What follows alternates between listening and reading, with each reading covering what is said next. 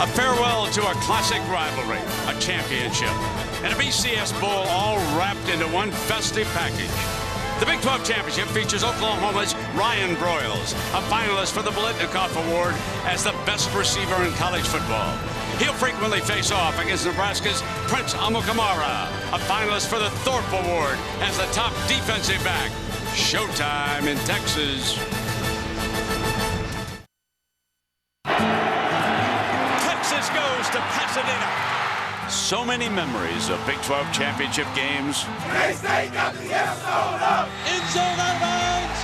Touchdown, touchdown. Got it. The Aggies upset Kansas State. Gonna throw it. Got it wide open, baby. And so fitting that the final championship game features two rivals connected across time. He's all the way home. Across borders. Before the Republic was even formed. But territory is still turf. Home soil, and the schools that stand on it are symbols of the proud states they serve. So when these teams meet, there's more than a game on the line, even when the Big 12 title is at stake like today. No, this one is about legacies and long-held grudges. This is Exhibit A for rivalry, for what the word truly means. This is Oklahoma versus Nebraska, the land, the people, and their teams.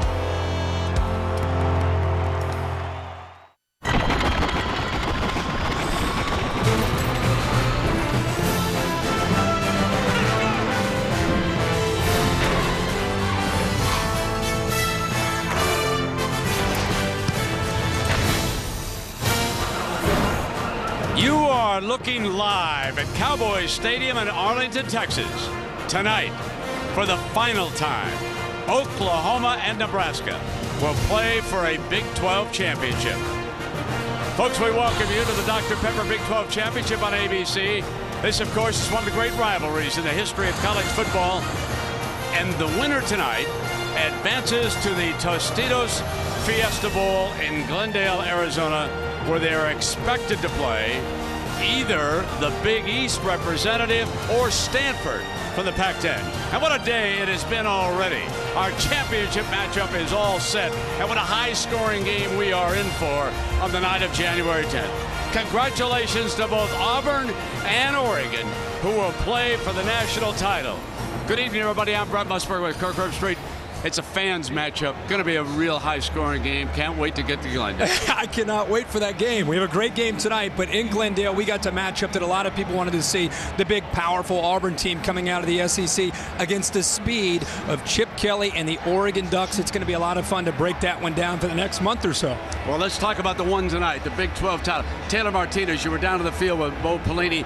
What's the status of the Nebraska quarterback? They're going to obviously give him a chance to go tonight, and it's really important that he stays healthy. He missed the game last week against Colorado. He's got a turf toe and a high ankle sprain that he's trying to deal with. They said he's had a great week of practice. His ability to run effectively is not only important, but also his ability to throw the ball. I think Oklahoma's going to crowd the line of scrimmage and try to take away Martinez, Roy Halou, Rex Burkhead in that Nebraska running game. Martinez is going to have to make some plays with his arm. Hey, we had some bedlam fun last week, didn't he? And I'll tell you, Landry Jones really grew up in that second half. I think that's the best way to put it. He really had a chance to show his resiliency, and I thought he stepped up and delivered early in that game. Got to give Oklahoma State a lot of credit. They really disguised some coverages, created some problems, took away a lot of the underneath routes, and I think it affected Landry Jones in the rhythm that he was trying to get into. And of course, there's a great play there by the Cowboys. But how about the second half, especially in the fourth quarter? Finds Cam Kenny for a big touchdown, and then the next series they come back with a great call by Kevin Wilson and find James Hanna. I think it affected Landry Jones in a positive way.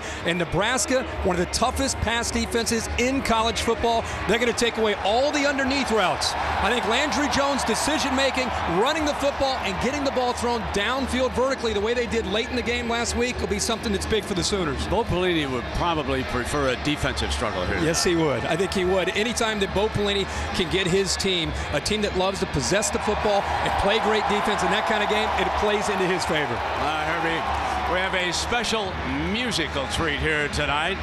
The world premiere of Parachute's new single, Something to Believe In. Song available for you to download free at ESPN.com/music.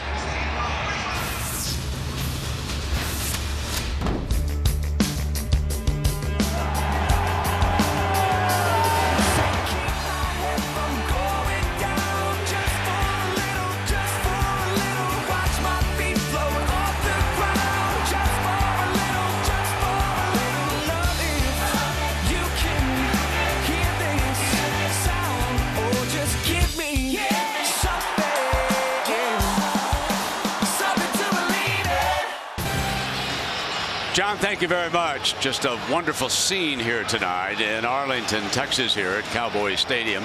Crowd well in excess of 75,000. They have poured down here from, of course, Lincoln, Nebraska, all the great Cornhusker fans, and the Sooners now coming out with all their fans here from the state of Oklahoma, just up the road in Norman.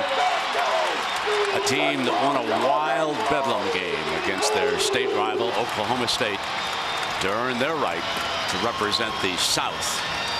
This, of course, the last year of a championship game.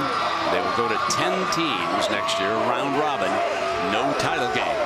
Ready to come out behind the Sooner Schooner now. The Oklahoma Sooners looking for still another Big 12 championship and another meeting in a BCS game. Nebraska pours out.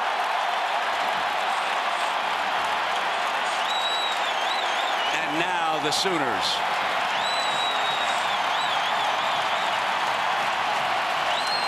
Red is the color of the night, folks.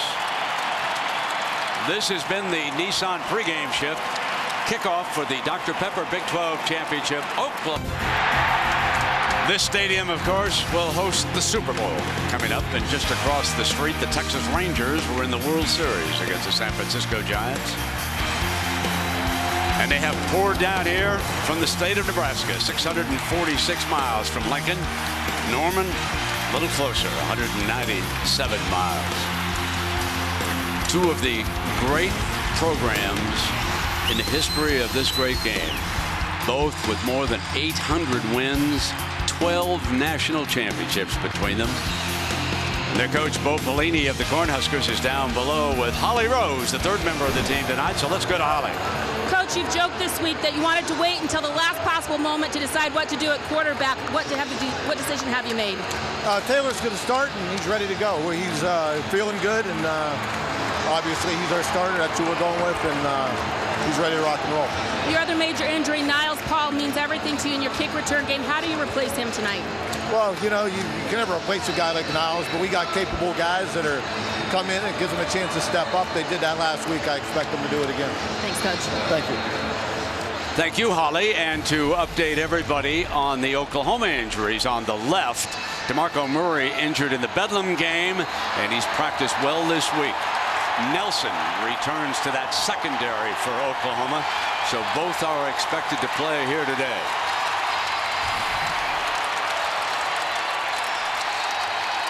Coach Bob Stoops will have the ball first. Outstanding record in Big 12 championship games. Real good referee and an outstanding crew here tonight. Scott Novak, Michael Cooper's the umpire. These fellas are going to have their hands full. This will be an intense rivalry.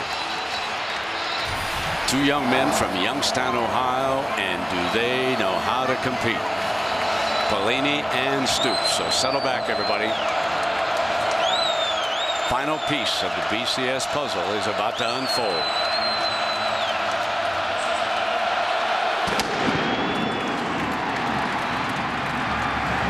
This is Madu, just across the goal line.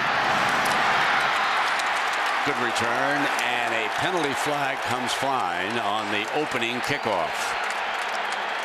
During the return, holding on the receiving team, number 56. 10-yard penalty, first down.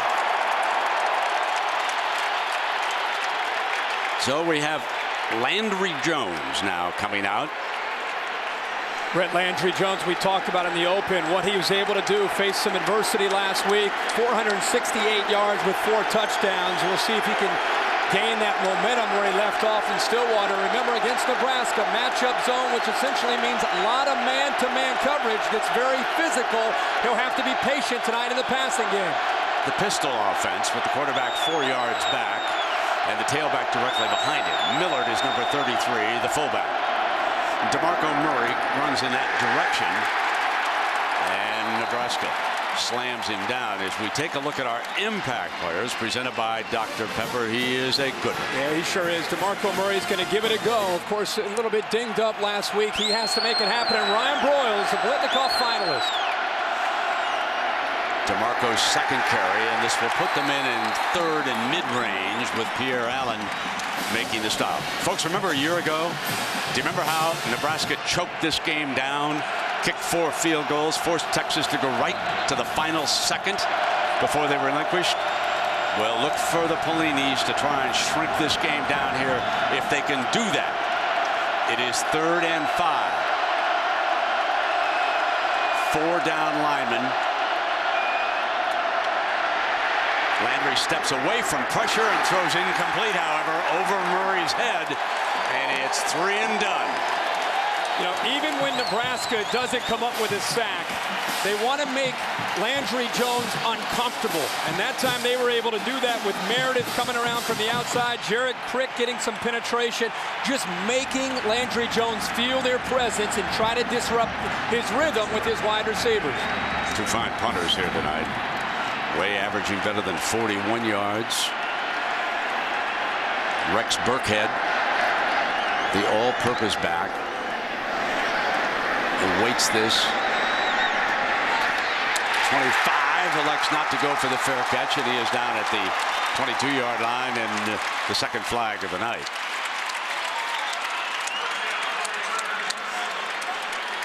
Some early jitters here. Both teams feeling the energy in this stadium. Just a fabulous arena for a championship game. It is going to be, if you're lucky enough to have a ticket to the Super Bowl, folks, you're going to enjoy it in here. This is made for the big event. There is no foul for 12 men on the receiving team.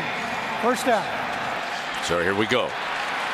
Now we have Taylor Martinez, who was injured in the Texas A&M game when his own lineman stepped high on that ankle, and wouldn't you know it, he also injured his toe on that play when it scuffed across the turf down at College Station.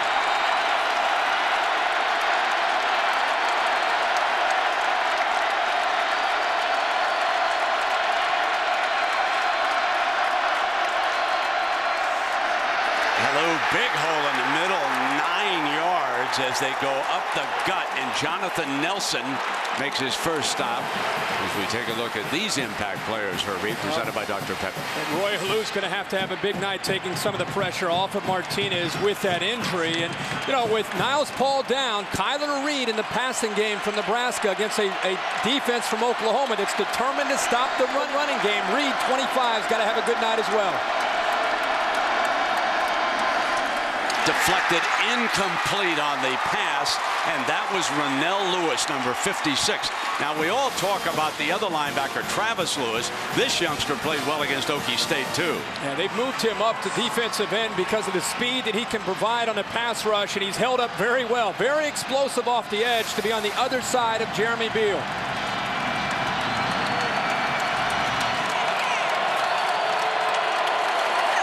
Martinez, remember, is an outstanding runner. Number 3. He has rushed for almost 1,000 yards this year. You wonder about his running ability with the ankle. So he'll come back with Burkhead for the first down. So Sean Watson upstairs calling the plays here tonight for the Cornhuskers. And, of course, this speaks to the Nebraska strength. Get first downs. You've got a great kicking game. Rely on your defense. Don't let this gaudy Oklahoma offense climb into high gear immediately. Big part of this game tonight will be Nebraska's offensive line, not just sustaining blocks with the defensive line. They've got to get a hat on a helmet at the second level and be able to take care of those athletic linebackers from Oklahoma. Helou, number 10, back into the backfield. That's the read option, and he slipped down into the backfield. And did he turn it over? Oklahoma comes out of there with the football. I thought he was down early, to tell you the truth. He was down, and ball came out later, and Oklahoma picked it up. The runner was ruled down, the knee down on the ground, second down. So he gave up ground on this, Herbie. He also limped off the field. I don't know if he got tripped up, and he's down, clearly down before the ball comes out. But more importantly, he's off on the sidelines, and Burkhead now is into the game. Now, Travis Robinson would be the other running back. And Nebraska would probably press into service if Helou can't return soon. Play back, and here comes Martinez in a foot race. moving quite well, incomplete on the throw, and there was enormous pressure by Ibeloy. Joseph Ibeloy, a sophomore from Garland, Texas, was coming. It's great coverage. He's trying to get the ball to Kyler Reed, who's coming in motion and coming underneath. They're trying to have a little misdirection to try to confuse Oklahoma. Look at the great coverage. And right now, Taylor Martinez has nothing to do with the football. He waited until the last second to try to get it to Reed, but that's good coverage by the Sooners. This offense is not accustomed to being in third and long situations. They need to be more third and manageable, third and 33 or 4. Watch how the offense brings the play clock down. Down to 5 seconds now. Now they snap. Take seconds away. Hit. If that's a fumble, Nebraska has recovered it at the 19-yard line. That was Macon who came in there, jarred the ball loose, and Searles pounced on it, the left tackle. This is Oklahoma's wheelhouse. They get you into third down. They create a little bit of confusion. They show blitz, and then they only ended up bringing 3. Macon with the speed. Oklahoma, that's their great strength, is bringing pressure, and Macon that time got around and got home to the quarterback. One of the finest all-around kickers in the country, Alex Henry, booms it, and Broyles is back with a fair catch signal. Ball's on the ground, recovered by Oklahoma. A save as the punt was muffed by Broyles on that play. And that was Hurst, a defensive back, getting back on top of it. Look at him alertly jump on it. Saved the moment for the Sooners.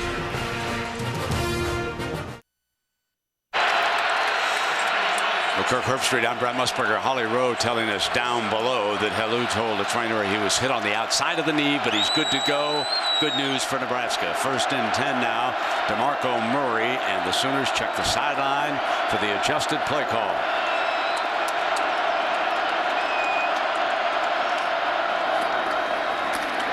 DeMarco wrestled down at the 39-yard line.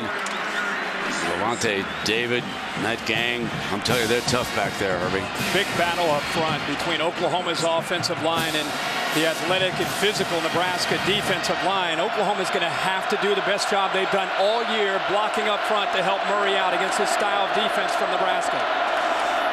Use the jet motion and come right back, determined to get number 7 going. Well, they are, as a staff, determined to run the football. If you look at Nebraska, when they put Gomes in and Haig to go along with David, they essentially are playing with 4 defensive linemen and 7 defensive backs, all at around 180 to 200 pounds. When you see that kind of matchup, you've got to be able to run the football. Back to the pistol. They haven't shown the diamond formation yet here tonight that they use frequently against Okie State. Swing pass, Murray, great receiver. 1st down, tiptoes down the sideline. They come up with a big play. Cassidy comes up after a 19-yard gain. And this will pick the tempo up for Landry Jones, but this is what Sooner fans wondered if they'd see. Will Murray be in the game, and will they give him space to make plays? Here they come. Off a fake incomplete to Broyles. They were setting a quick flanker screen with Kinney, the blocker, set in front of him.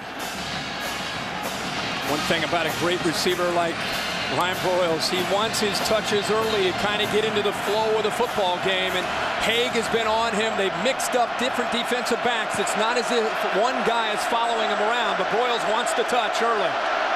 Dennard and Amakamara, perhaps the best pair of corners that any team has in college.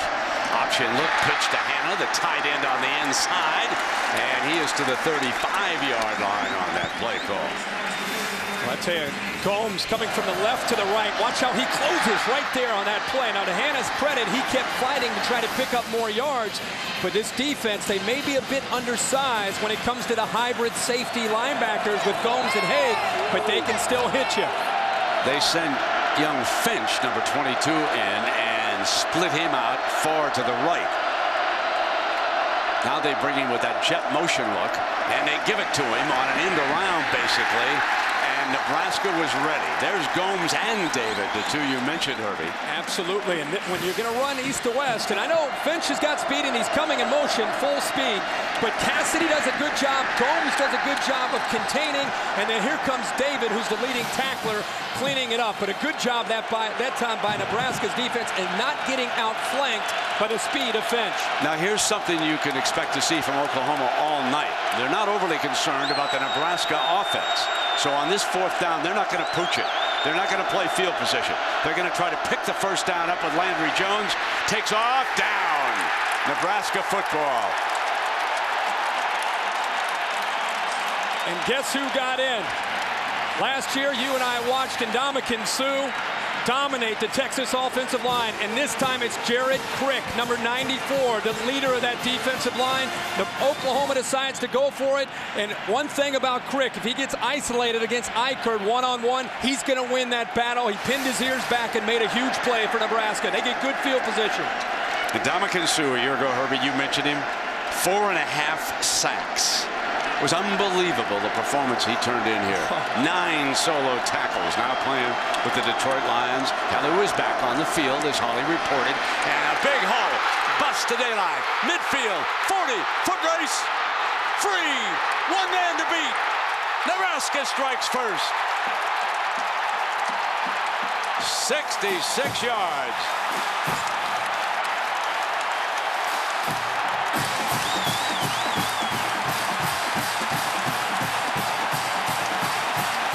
As good as Oklahoma has been on defense this year, they've given up more big runs than anybody in the Big 12 this year. Jeremiah Searles, the left tackle, gets a great block. And how about the speed of Halu, who just checked himself out of the game and tells Holly Rowe he got a little bit of a ding on the outside of that knee and comes right back into the game and gives the Cornhuskers a big lift. 52 consecutive extra points this year for Alex Henry. Folks, that's a story down there. That's the first time in 2 championship games here in Texas Stadium that Nebraska has scored a touchdown. Highway 66 all the way.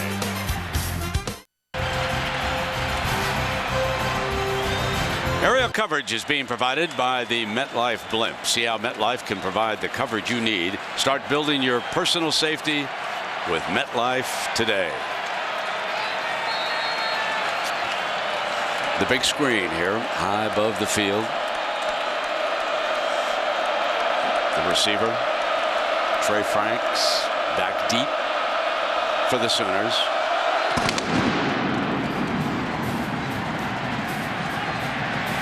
Yards deep, he'll take a knee and back to the touchdown, Herbie. Well, Nebraska's coaches told us the importance of their linemen getting up to the 2nd level. Watch the left guard 68, Keith Williams, do a good job initially with Frank Alexander, then picking up the big block right there on Austin Box, and the great vision that time by Halu. He started to the outside, came back in right off the block by Keith Williams, and Jeremiah Searles' block, outstanding, and it's a textbook the way you draw it up with Deshaun Watson as he got ready for this game. They'll come from the left hash. DeMarco Murray still on the field. He already has carried 4 times for 12 yards here tonight. On 1st down, Landry Jones fires to the far side, complete, and that was Broyles making his first catch of the night. First time we've seen the timing between Jones and Broyles in this game. It's going to be an ongoing battle for Ryan Broyles to try to battle for position to try to get open against this very physical man-to-man coverage from Nebraska. Now a much tighter look at the formation. And on 2nd down, they run Murray into it for about 1.5 yards, and this is going to bring up another 3rd down for the Sooners. Boy, these Nebraska linebackers, Brent, when they see an I formation, as soon as Landry Jones comes back to hand the ball off, they are immediately tacking downhill to try to take away DeMarco Murray.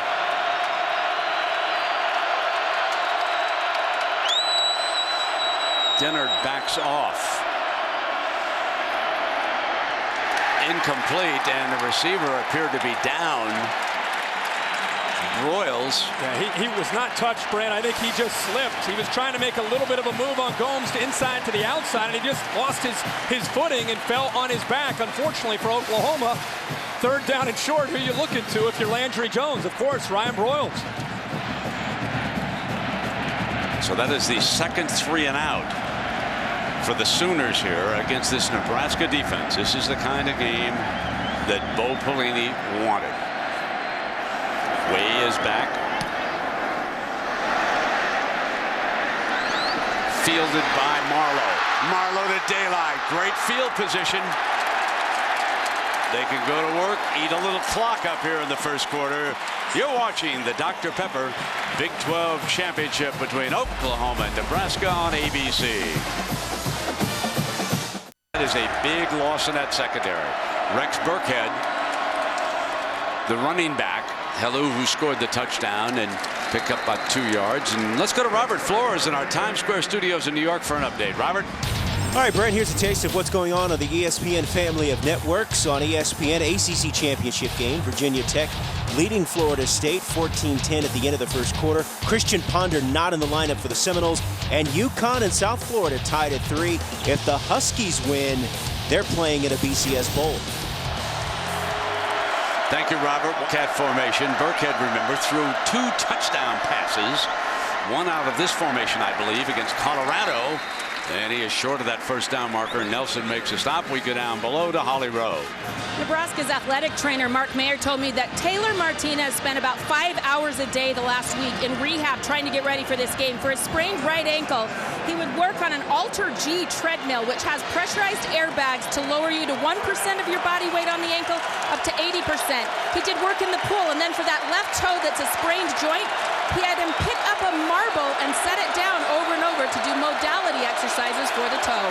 Yeah, and Holly, they're telling me, the Nebraska coaches, that toe was bothering him more than the ankle injury following the Texas A&M game. Incomplete on that pass as he rifled it to the left. Brandon Kinney, the intended target. And what's interesting is, and they told us the same thing, the toe is a concern, but he's not run the football yet. He has 1 carry, which essentially was a sack, -9 yards. So it's one thing to have him in the lineup. It's another thing to see how effective he will be, because his explosiveness early in the year, that was the identity of Nebraska's offense through the first 5 or 6 weeks. No, they did not eat up much time, did they? But here comes their ace field goal kicker, Alex Henry, 16 of 17 this year. On its way. Puts them up 10-0 with a 53-yard field goal.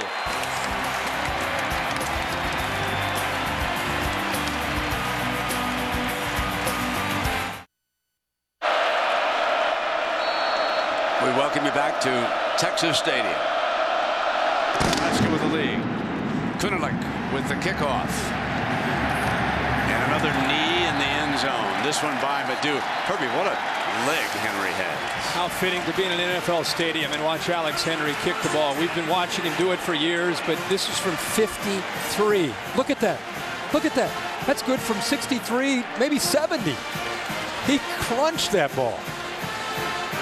Now there's a little bit of heat on the offensive side of Oklahoma. They've got to find a way to move the ball against this defense that Herbie's been describing. And if you want to watch these linebackers attack that line of scrimmage, they're going to try Roy Finch right now as the running back. Basic 4-2 look and a nickel.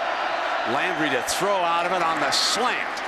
So the first time we've seen the slant. Broyles, his second catch of the night, and it's good for about 9 yards. Watch the line. The linebackers shifted right at the last moment to pick up the formation where James Hanna was lined up on the left-hand side, and it opened up a great window there for Jones to make that throw. So Kevin Wilson probes the middle for the first time with that slant, and they gave him the first down. Now they run the misdirection draw play, and Finch made the most of it after stumbling to the 32-33 yard line. And David again, number 4. What a linebacker he is, a junior out of Miami. They play with a lot of speed and tenacity. You can almost feel that Carl and Bo Pelini challenge this Nebraska defense. Listen, Oklahoma's going to try to run the ball, and we have to be there to be able to stop them. Now on 2nd and 7, they're going to come right back with the run.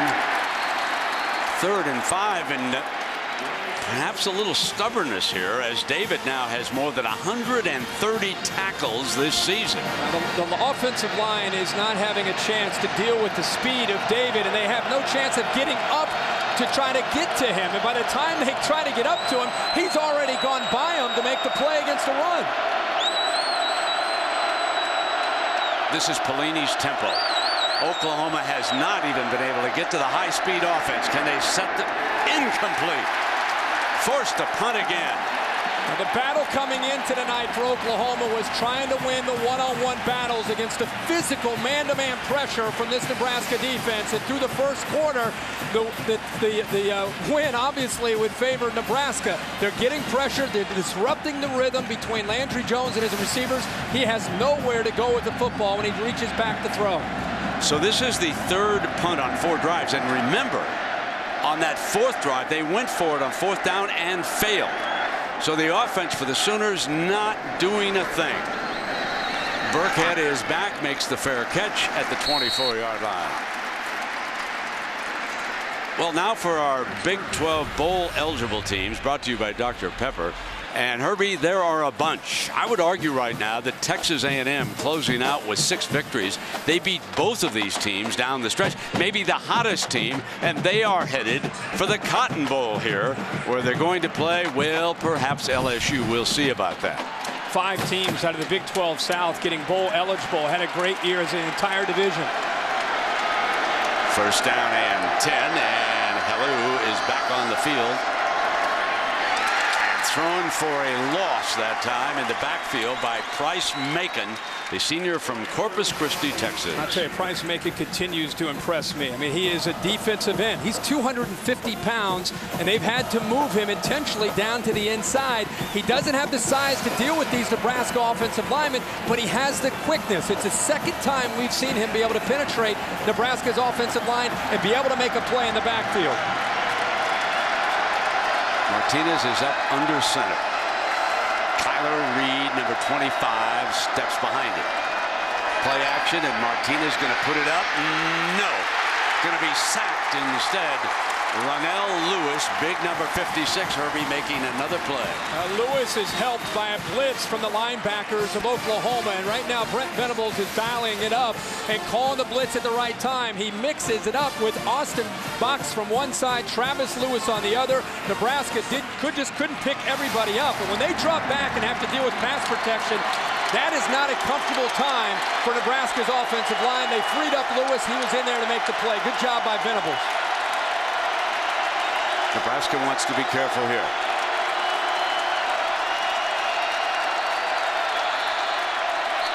Penalty flag. False start. This will cost the Cornhuskers. False start on the offense. Number 78. 5-yard penalty. 3rd down. That is the first penalty against Nebraska. And you know how Bo reacts to any penalty. His right tackle. It's attack on his manhood. Exactly. His right tackle was rocking. Marcel Jones was moving without a doubt. And this is where the old draw of the screen always comes into play for Nebraska. Spread the field. 3rd and 22. Sooners licking their chops. And the Huskers elect just to run out of it. With Helou down at the 19. They'll live to play again. They'll go to the punt. Travis Lewis makes the stop. And here comes Alex Henry. First time really that Oklahoma's defense has been able to pin Alex Henry and Nebraska deeper in their own territory, and could potentially set up some pretty good field position for Ryan Broyles. Yeah, good point. Broyles gets any kind of a return here, or they'll be close to midfield. He's standing on the Sooners side of it.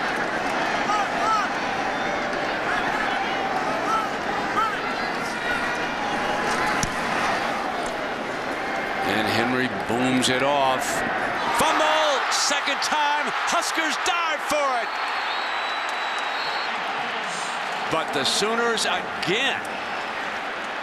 Remember, there was a muff punt. Now there's a tug of war in underneath. And it separated the field judge right there on top of it. Ryan Broyles reached back and appeared to recover. his own muff.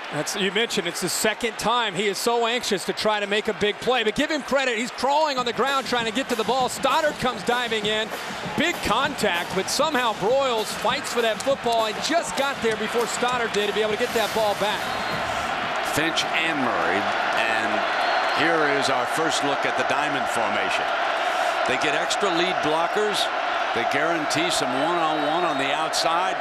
But Nebraska doesn't care about guarantees of one-on-one. They got the two best corners of any college team in the country, they say. Now they'll motion out of it. Got one-on-one. Nakamura, they'll throw against him, and a great move that time by Cameron Kinney. Kinney drove off number 21 and came back for the completion. That is a major accomplishment by Landry Jones, and more importantly, Cam Kinney being able to get that separation from Nakamura, who's one of the top corners, if not the top corner in college football. He did a good job of taking him deep, selling it deep, and then coming back to the football. 16 yards for the 1st and 10 for the Sooners. They're on the Nebraska side of the 50 now. Motion, and Landry's going to keep it up on top. Nobody open. He'll take off. Slides down to the 40-yard line. Picked up 4.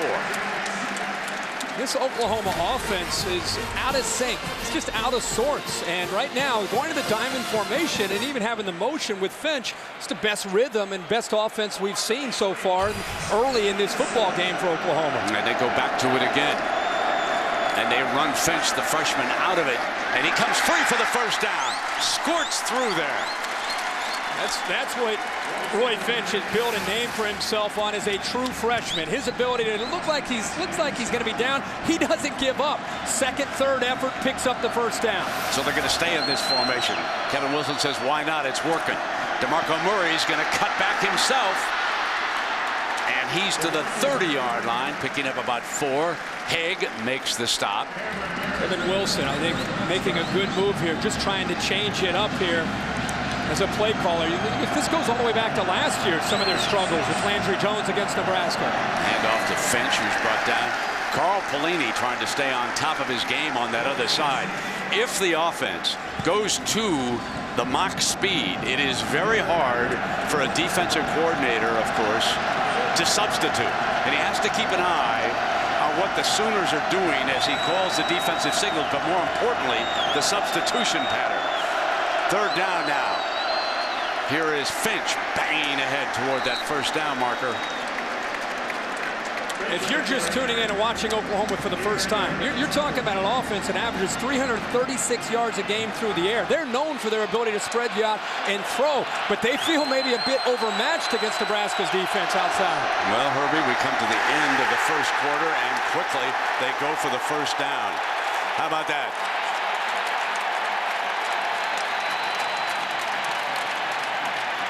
Nebraska leads at 10-0. This presentation of the Dr. Pepper Big 12 Championship will return after this message and a word from our ABC stations.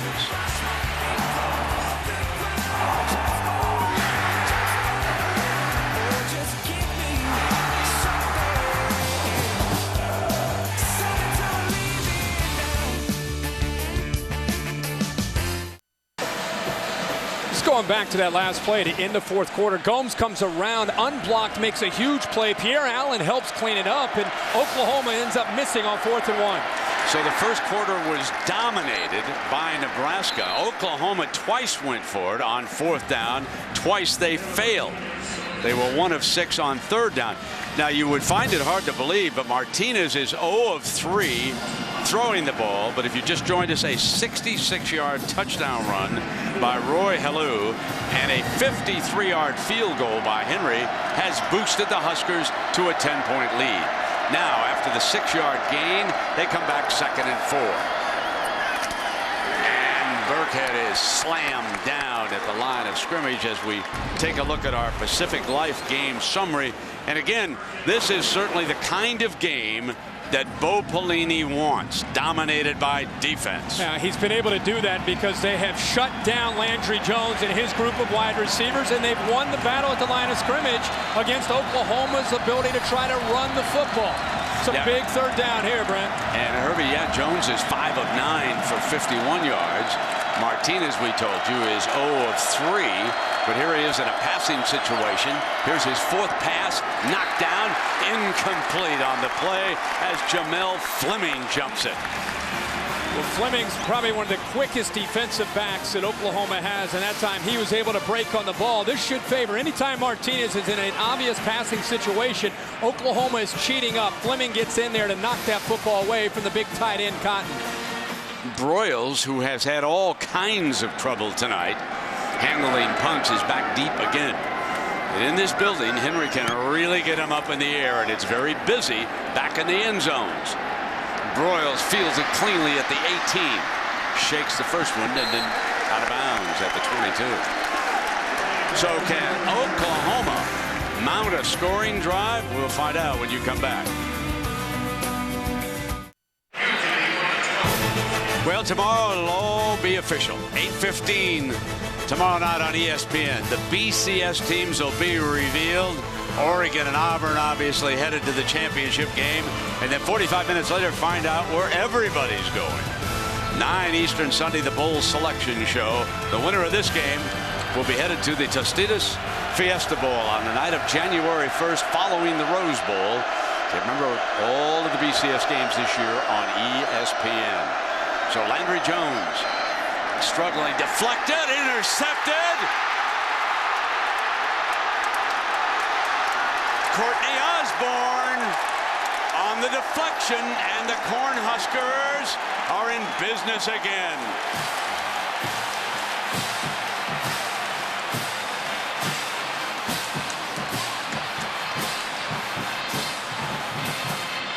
Looks like there's maybe a little bit of a discussion there about a possible fumble maybe towards the end of the play, but Terrence Moore definitely deflected that football up into the air. So the officials with Scott Novak, the referee. Brent, there's tight the ruling coverage. on the field is the ball was taken away from the runner. Oklahoma recovered. First down, Oklahoma. Wow, towards the end of that play, right, as Osborne was going down, Ryan Broyles with a great effort, and it looked like he got it out before Osborne was down. You talk about not giving up on a football play. Ryan Broyles, by the way, the intended wide receiver, chases down Osborne and comes in from behind and rips the football out. So he saves the moment for the Sooners. And the play was stopped. I'm going to take another look at this, Brent. Yeah, instant replay in the college game. Timeout, Nebraska. First charge in the first half. Regardless of the call, great effort by Broyles, a superstar. But showing the effort, it comes down to whether or not Osborne's knee was down before the ball is taken away. Watch the left knee. Left knee. That appeared to be down. It sure did. This is going to be a tough call for instant replay. That left knee may have been on the ground. This is going to be very close. Remember, this is not a challenge like they use in the National Football League. The fellas upstairs wanted to take another look. You be the official at home. What do you think? Super slow motion to finally be able to see it. It didn't look like that left knee was down. I agree. But I just want to appreciate the effort by Ryan Broyles. The last play that the runner was down by contact. Down by contact. That's it. The left knee was down as Broyles was yanking the ball away. And now he is going over to see. And, of course, the Nebraska fans are never happy when a play looks like it might go against them. But this is a tough call. Ruling on the field, remember, is that the ball was turned over. Indisputable evidence to reverse the call on the field. So here we go. But the theme continues for Oklahoma. And not just that it was an interception, but not getting away and separating from man-to-man coverage. Broyles was covered very well. A defensive lineman Terrence Moore ended up knocking the ball down. But Landry Jones at this point, through the first quarter and working ourselves into the second quarter, They are not getting good separation. Broyles matched up with David, who's a linebacker, the leading tackler. See how Moore got his big hand up to knock that ball down, but Broyles does not give up on the play. Here comes a convoy right at him too, but he shows a lot of heart, a lot of effort to try to make this play. But as we've shown you, it does look like Osborne's left knee did touch.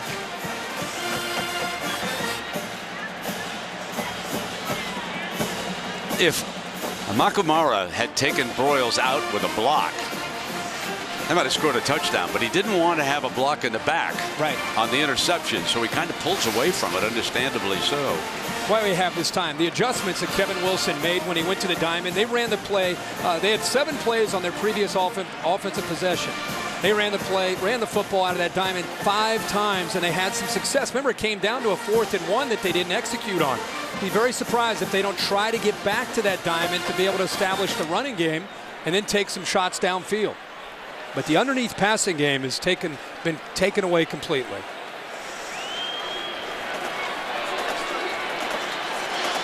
So the conversation continues between the replay booth, and of course we'll remind you, and coming up on the half, we've got the Dr. Pepper Big 12 Championship tuition giveaway halftime throw. George Hayward and Chris Valier go head to head. Chance to take home $123,000 in tuition. So, wow, that could be a wonderful payday. This, of course, our Big 12 championship, the last Big 12 championship. Nebraska heads to the Big 10 Conference next year. There will be 10 teams, as Colorado is going to the newly named Pac-12. And the 10 teams in the Big 12 will play a round robin. Every team will play the other one, but with 10 teams, it's not legal for them under the NCAA rules to have a Big 12 championship game. So it'll be the regular season. And now here comes Scott Novak with the announcement. After further review, after the interception, the runner was ruled down by contact with possession of the ball and a knee down. That means Nebraska's ball, 1st and 10 at the 12-yard line. A docile Bo Pelini, bottom right there. Yeah, that's a good call. Can understand that. This is the first time I've seen Nebraska fans applaud a referee all season long. Unbelievable. And a great call to get the timeout, to give them the time to review that. They are rewarded, of course, by getting the call right. They get their timeout back. Now we see if Oklahoma's defense can step up here. Remember, Taylor Martinez last series had a chance to run the football and ran it, but Burkhead looks like he's going to come in for the direct snap. So they are going to go to the Wildcat formation. Burkhead was very successful with this. Remember, he threw out of it against Colorado. Legate, as the clocks are all being reset. And out wide to the right is Taylor Martinez. There's the young man, caught the deflection. First down at the 12. That's Martinez. He's the split end to the right, and now they're making sure that. Correction, 13:28 was the correct time. Okay. 13:28, thank you. They'll take the 3 seconds off now. He's one of the few quarterbacks that looks good when he moves out to wide receiver. When a running back comes in to run the Wildcat.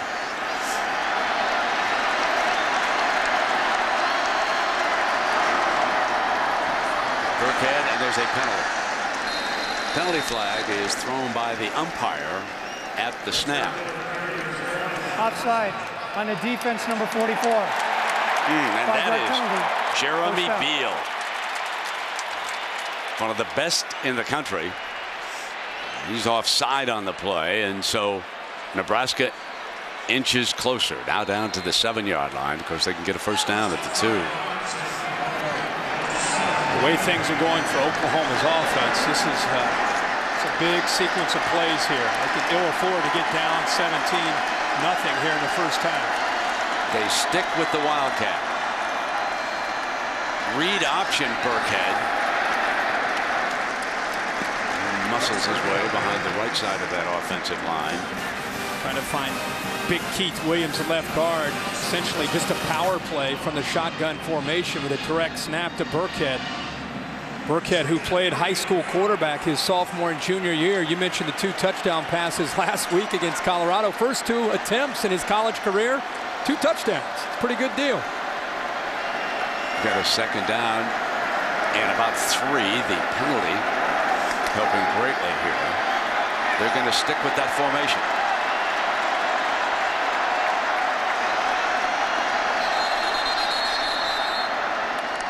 Timeout, Nebraska. Called. Second charge of the first half. Timeout on the field. So we'll take a break at the 12:20 mark here of the second quarter. Nebraska shutting out Oklahoma for the Big 12 championship. Well, for Dr. Pepper Big 12 Championship postgame coverage, including the trophy presentation, go to Big12Sports.com following this telecast. Let me clarify one thing. It was not the replay booth that generated that. It was a timeout by Bo Pelini. But he got it back over there as a result of it because it was a good challenge. So that's what gave him a fresh set of downs. They ruled down by contact. And now Burkhead looking to pass, stumbles, touchdown! Burkhead hits Kyler Reed, the sophomore from Shawnee, Kansas, for the score. That's his 3rd touchdown pass in 3 passing attempts. That's not bad. That's the way he gets started, right? As a Wildcat quarterback coming in, everybody thinks you're going to run the football. And I'll tell you what, Kyler Reed, who has amazing speed for a tight end, watch him as a wing back on the right. Watch him settle down, back away from the defense. See how he just kind of settles down? And even a running back / quarterback like Burkhead appreciates a receiver that breaks down his route like that in the open space. Henry adds the extra point. Well, that's making the most out of your first completed pass. Your quarterback is 0 for 4, but your running back goes 1 for 1 and a touchdown. Herbie, it is time for tonight's Aflac trivia question. All right. I want you to think roulette. You don't quite have a 50% chance on this one. Think of that. Who's won the most games overall? Oklahoma or Nebraska since 1996 when the Big 12 Conference was formed? Think about that one. I will. Lad. I will. Right after this kickoff, we're going to get an update from our man in New York, Robert Flores. Brennan Clay and Madu are back deep. Oklahoma, Herbie, needs a spark here, something to get going. The game is being dominated by the Cornhuskers. And let us go right now to Robert Flores in New York. Robert? All right, Brent, Taco Bell studio update. Connecticut playing for a Big East championship, taking on South Florida. Consecutive plays, there were interceptions. The latter turns into a 55-yard pick 6 for UConn. Lawrence Wilson goes the other way. Huskies up 10-3 on ESPN2. ACC championship game on ESPN. Virginia Tech and Florida State at the half. Of course, Robert, if Connecticut's win holds up, it'll be up to the Orange Bowl to decide if they want UConn to play the ACC. If not, they will go to the Tostitos Fiesta Bowl and play the winner here. Landry Jones, confusion a little bit in the backfield, but they make the completion. Best play of the game. Best play of the game is right. Kevin Wilson, call that baby again. A little misdirection there. A little confusion there by Landry Jones on which way to have the play fake, and it maybe confused Nebraska a little bit, but one of the best passes so far for Jones.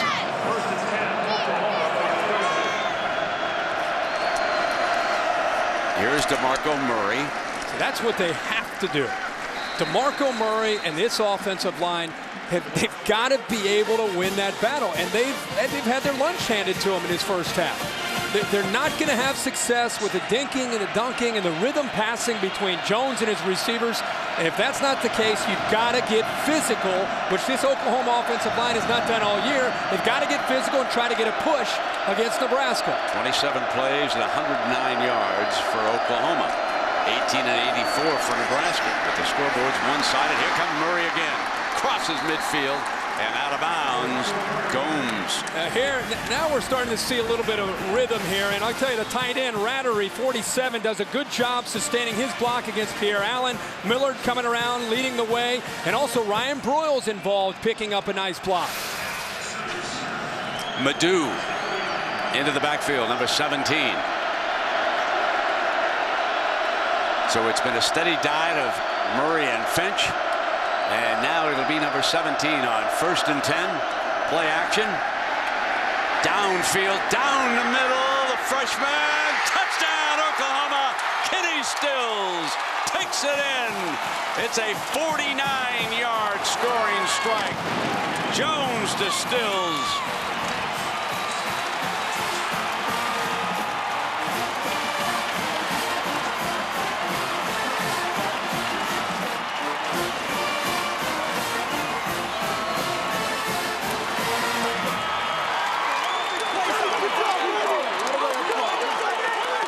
Waiting for the one play to ignite the offense.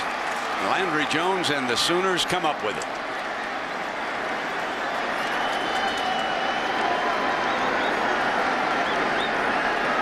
Jimmy Stevens. Now 46 of 46 this year on extra points. Kenny Stills is on the outside, and this play is set up by the runs that they just had some success with. Here is Stills. He's just going to come down and get behind Austin Cassidy.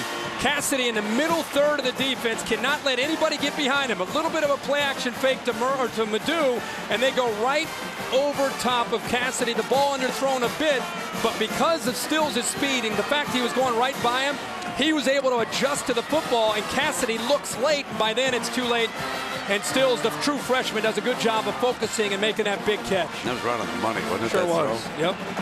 And Stills, a freshman who had his hands full last week at Oklahoma State, but had played very well. Was very impressive last spring for the Sooners. Has been coming along, and he's going to become a big-time receiver down the road for Oklahoma.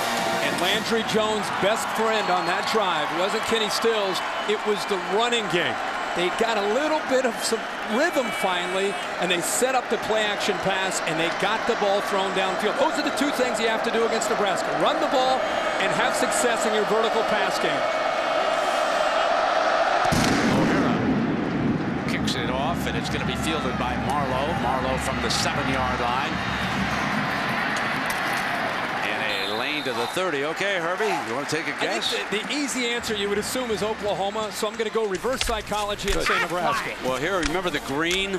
It wasn't 50-50 because, believe it or not, it is dead even. Wow. How about that? That is awesome. Is that unbelievable? Look at that. Oh, my gosh. 139 and 53 since the Big 12 was formed. That is there cool. are your numbers. So here's the tiebreaker unfolding in front of us. That's beautiful.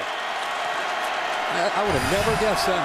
I certainly wouldn't either, so I thank research back in Bristol. Yeah, no doubt. I don't have those things on the tip of my tongue. Taylor Martinez now outside, and that's Reed. And Reed picks up a first down at the 46-yard line. Nice. Well, we talked about with Niles Paul being down. I mentioned as an impact player, I know Kyler Reed had to step up, the sophomore. Now he's 6'3", 230, and he plays tight end, but he's kind of a slot receiver, and they flex him out as a tight end. Runs a 4.5, and he can be a mismatch against safeties and linebackers, and it's a guy that Martinez is looking to tonight. George Hill, our stats man, just told me that is the first completed pass for Taylor Martinez here tonight. Remember, Burkett threw the touchdown. There is the handoff to Hallou, and he is out to the 48-yard line with Austin Box. That last drive, it all started, of course, with what looked like to be a fumble. Great effort by Ryan Broyles, but the knee after the review was down. Nebraska kept the football, and Rex Burkhead trying to be able to make a play as a Wildcat quarterback. The receiver to the far left there in the slot is Reed, and he works him, break his route down right there, kind of gives Burkhead enough room to be able to find the space, and he throws it in for the bullseye and a touchdown. Hallou short of the first down. Ronnell Lewis, another stop, and this will be an interesting third down call coming up here for the Huskers. Finally starting to see Martinez. Looks like he's settling in a little bit. A couple series ago, he ran the football. I've watched him on a couple of his fakes. It looks like he's exploding through the Oklahoma defense, even carrying out fakes. So maybe he's starting to settle in a little bit.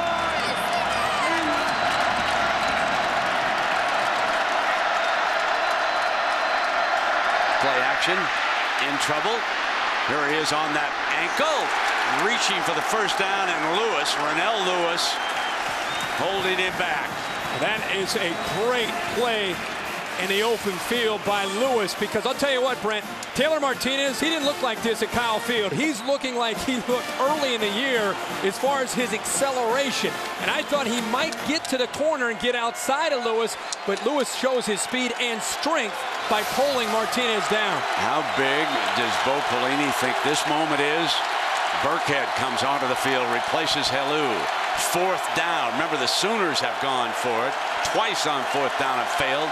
And timeout. Bo Pelini on the far side will use one here. It is 4th and 1. You want a defensive field position game, yet he doesn't want to give the ball back right away to the Sooners. There are some coaches watching right now who are saying, punt the ball, Bo, punt it. Well, we have one of those if 4th downs coming up here. Nebraska will line up with Burkhead as the running back, and the crowd coming to its feet. They're going to play action. Martinez going to throw it. Got a man wide open. A beautiful play call, and McNeil battles inside the 10-yard line. That is shades of what the Texas Longhorns did in the first Big 12 championship game against Nebraska. Brent, it's also shades of what we saw last week by Kevin Wilson, the offensive coordinator from Oklahoma, calling it against Oklahoma State. A great time and a gutsy call by Sean Watson to find McNeil getting behind coverage and Quentin Carter for a huge 1st down. On 4th down, play action and throw for it. Burkhead back in the Wildcat.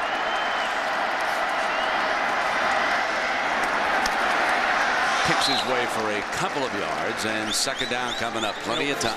We were kind of kidding about that throw by Burkhead. It's not bad average. Three attempts, 3 touchdowns. But you know, if you're an Oklahoma defensive back, you're looking at film all week. You're aware. You've been told by Brent Venables, hey, don't forget 22 now. He can throw down inside the 10-yard line, and now already in this game. So that's in the back of their mind, which also helps when you're just trying to run the football with Burkhead.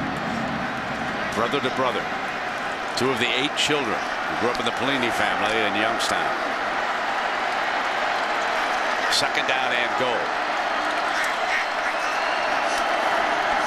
This will be Martinez throwing back of the end zone high. McNeil again the target, and now it'll be 3rd and goal. Quentin Carter, who picked off a pair of the Oklahoma State passes, had coverage on McNeil that time. I'll tell you, right now McNeil and Kyler Reed are giving the safeties and linebackers all they can handle. If that ball is thrown low, McNeil again had Carter beat for a touchdown. The ball just thrown high by Martinez. Anunwa, Quincy Anunwa, a freshman from California on the field for the Cornhuskers, a freshman wide receiver. They have 4 targets here on this 3rd down for Martinez. Offensive line gives him plenty of time. Can't find a target. Now he's in trouble. Cuts back. Shakes a would-be tackler. Throws to the middle. It's intercepted. Can't throw back across your body. Picked off by Travis Lucas. Oh, the young man's got to learn on that. That is so dangerous. Across your body to the middle of the end zone. You and I were feeling the same thing there as we're watching this play unfold. And by the way, he's got his wiggle back. He's got the juice back with his speed.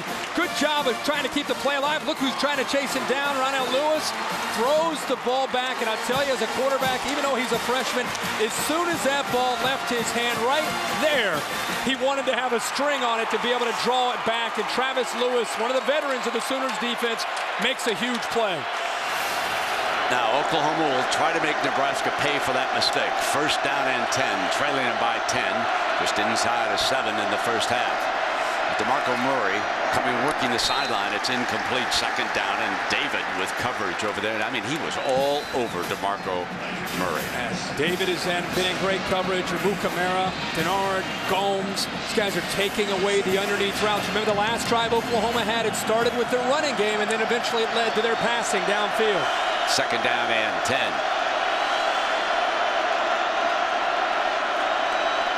See how tight the coverage is by the Huskers. Corner show man.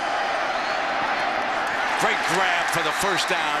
Coming in underneath with that pass to James Hanna, number 82. He scored a great 76-yard touchdown in the fourth quarter. Look at this tight coverage by David again. I mean, if you're Landry Jones, you better put it right on the money when you're throwing to your receivers. Move the chains. Jones looking far side, dumps back to Hanna over the middle. He's got great speed. He showed it last week. Ball loose on the sideline, out of bounds. They were the last team to have possession, so they will retain the football. The other adjustment that Kevin Wilson has to like is after that last series, I think there's confidence now in the Sooners offensive line. Look at the time that Jones has to throw. The last couple series, the Oklahoma offensive line starting to assert itself much better for Landry Jones and his Sooners offense. So here's your diamond look. Murray and Finch both there. Takes the swing, looking downfield, now drops it off and complete to Finch working that sideline.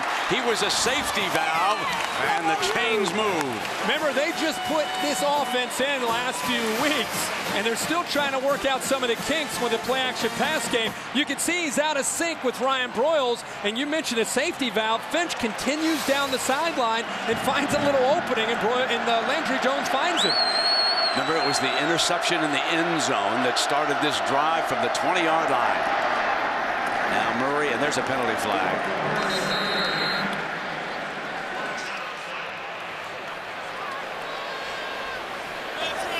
Personal foul, chop block on the offense, number 33, 15-yard penalty, first down. Trey Millard, good-looking freshman fullback from Columbia, Missouri, but got a little bit low on this block.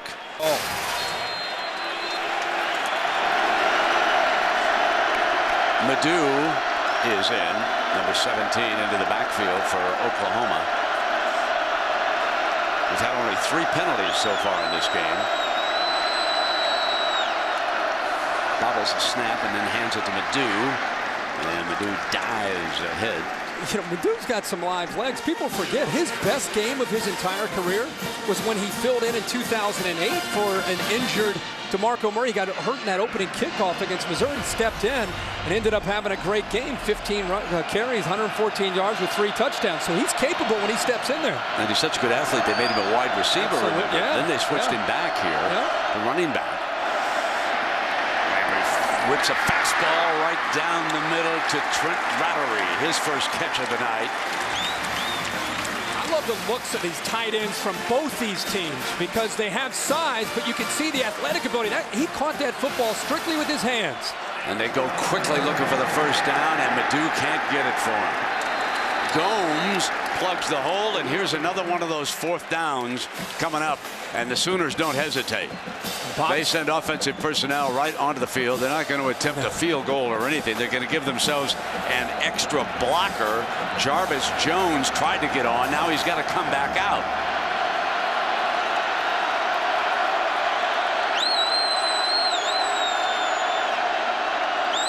And the last time they tried a quick snap on 4th and short, and they got stopped. So this time they take the full amount of time, and Kevin Wilson calling plays up in the box, sends it down to the sideline, and now they're ready. And now Landry Jones on the bootleg, easy first down. Out of bounds at the 17-yard line. Terrific play action. Watch him sell the fake. Great job of just that little bit of a slight pause to sell it to the backside defensive end and the outside linebacker, Josh Williams. Now they're going to go quickly. They're in the attack zone now. Here's the handoff to Murray. They're down now to the 15-yard line, and here comes second down. Prior to the snap, 12 men on the defense, 5-yard penalty, first down. So there is that late substitution. When they get down inside the 20, the Sooners have gone up-tempo here the last couple of weeks.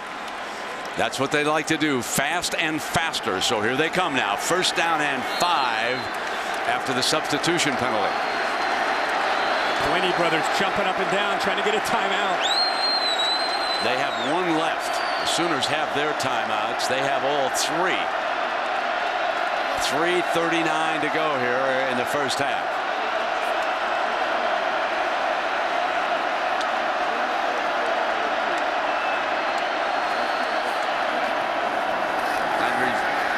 motion, high and incomplete.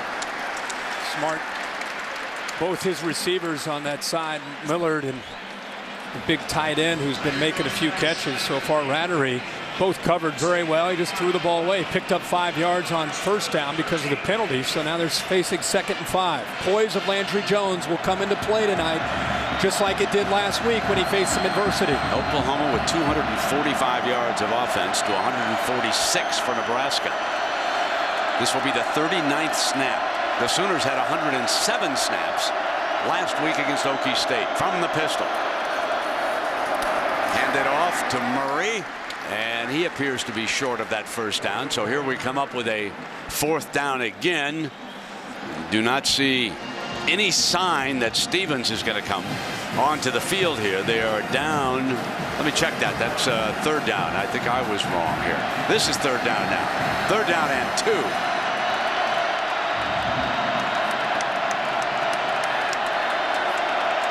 Sooners working a little bit of clock themselves now, trying to make sure they got to the right play here on 3rd down. Bob Stoops called a timeout, ran out of the field. Remember, he had 3. He's got 2:45 left in this half. Trailing by 10, and we could talk about the day as we come down the stretch. BCS championship game as we look at today's big picture, brought to you by Sony, and of course the 2 big games of the week. Out in Corval, look at that duck with that Tostitos sack there. He knows where he's going. Why, Oregon's going to the championship to meet up with Cam Newton and Auburn. All right, Herbie, here's your bonus question. Who's going to be the favorite in Glendale? Oh. I'm going to say Auburn. I'm not saying I know the answer, because I don't. I'm going to say Auburn. Yeah, probably. The hype of Cam Newton coming off a Heisman Trophy win next week. I think it'll be Auburn. I think I agree with you. What the SEC's won 4 straight. I think it will have some. You think we'll have some points? You think so? January 10th now, folks. Remember that. A little bit later, and it's over on ESPN this year. 3rd down and 2. Jet motion. Landry tosses. Incomplete. That's waved off. That's incomplete. Hannah, the intended target. And now we've got a 4th down, and now the field goal unit is coming out. Jimmy Stevens trots out at the field. Pretty good coverage again by Gomes, and these windows continue to be very tight for Landry Jones. I think this, Bob Stoops known to typically go for it whenever he has a chance, but the way this game has gone back and forth, and the way it was one-sided early, if Jimmy Stevens can hit this field goal, you're within a touchdown. Considering the way things have gone in the first half, Bob Stoops has to go for the field goal here. Yeah, 26-yarder. Put it down to 1 score if we can hit this. Stevens was hot last week. Stays hot. Well, this is what started it all. The interception, Herbie. Yeah, they came up with a big play after the mistake by Martinez, throwing back against his body over the middle of the defense late, which is a no-no. Lewis came up with the interception. Then the great call by Kevin Wilson on 4th down. And I thought Landry Jones did a good job. Not the fastest quarterback, but he really sold it and had a lot of room to be able to pick up the first down. They don't pick up the first later in the drive, and they have to settle for the field goal. It's really a 6-point swing. Absolutely.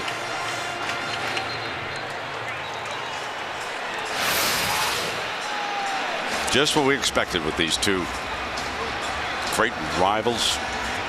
Remember the old days when the Big 8, Oklahoma, Nebraska, Nebraska, Oklahoma, they'd play for the championship right around Thanksgiving. A little bit of Chris snow Schenkel, coming down. Bud Wilkinson. The best. It was great.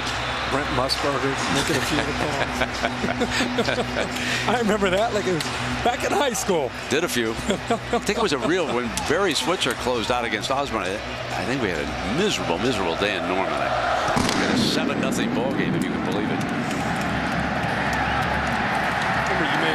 Joel Makovica had a big call one time for you, I remember. Yes, indeed. Now let's go to New York. Welcome to our studios here in Times Square. John Saunders and Jesse Palmer. And things have played out pretty much the way everyone expected they would. Wins today. We're likely to see Auburn and Oregon in the BCS National Championship. We'll preview that game, plus the ACC and Big East still up for grabs. It's all coming up on the Capital One Halftime Report. So we look forward to hearing from John and Jesse. Jesse has been solidly in Auburn's corner. As I should point out, my partner, Kirk Herbstreit, picked them to win the West back in August. And I know a lot of the local folks down there in Alabama picked on you for that call. Yeah. And look at what you got. Auburn going all the way to the national championship. They made a great run, didn't they? I mean, they were challenged 6 or 7 different times. I mean, they needed a last-second field goal to beat Kentucky and Lexington, but they put it all together today. Played their most complete game, beginning to end, and put that exclamation point really on this season. I think they've been down by double digits 4 straight times as Nebraska hands it off here to a Heller. Fumble! Sooners have got it. With 2 minutes almost left on the clock, they've got a scoring opportunity. Travis Lewis, who made the interception, has now recovered the fumble. Travis Lewis has given them another scoring opportunity. This has been a problem all year long for Nebraska. They have 37 fumbles on the year, and they've only lost 12 of them. This time, they end up losing another one, and it's Travis Lewis again, as you mentioned, Brent, one of the leaders, one of the captains, the guy that has to make plays when it looked like maybe Oklahoma would be happy to be down 7 going into half. Now they got a chance to try to tie it up. Now the Black Shirts will try to dig in for Nebraska. Murray's the running back. Oklahoma with 2 timeouts. Jones with great time, slant leg, there's the post. Touchdown! The freshman Kenny Stills. Turn it over, go up on top, 31 yards. And they're an extra point away from tying the Big 12 championship.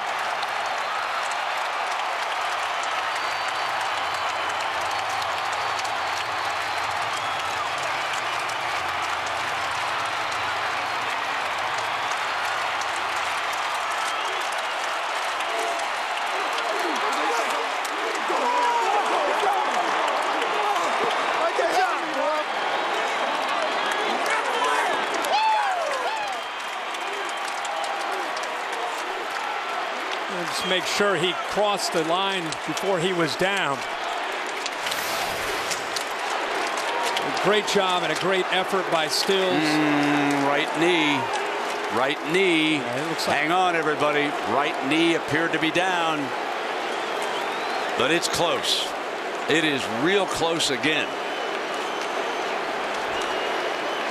At least in this instance, Oklahoma has to think, well, if we didn't get it on the catch, we're close enough we can bang it in. Herbie, what do you think? Well, first, let's appreciate the effort here. This is a true freshman and a great job by the offensive line. Watch how Stills works to get open. Look at the time for the quarterback. That route was intended to go to the outside, but he broke it off.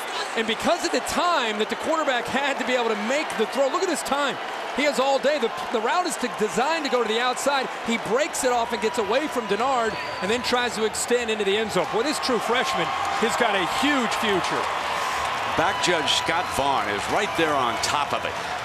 I think he's down. You're right. That was a great look, that last one. Looked like he might be down at about the 1-yard line. After further review, the runner's right knee was down at the half-yard line. It'll be 1st and goal at the half-yard line. So the power backs will come on. In college football, great. First quarter, Nebraska is just dominating this game.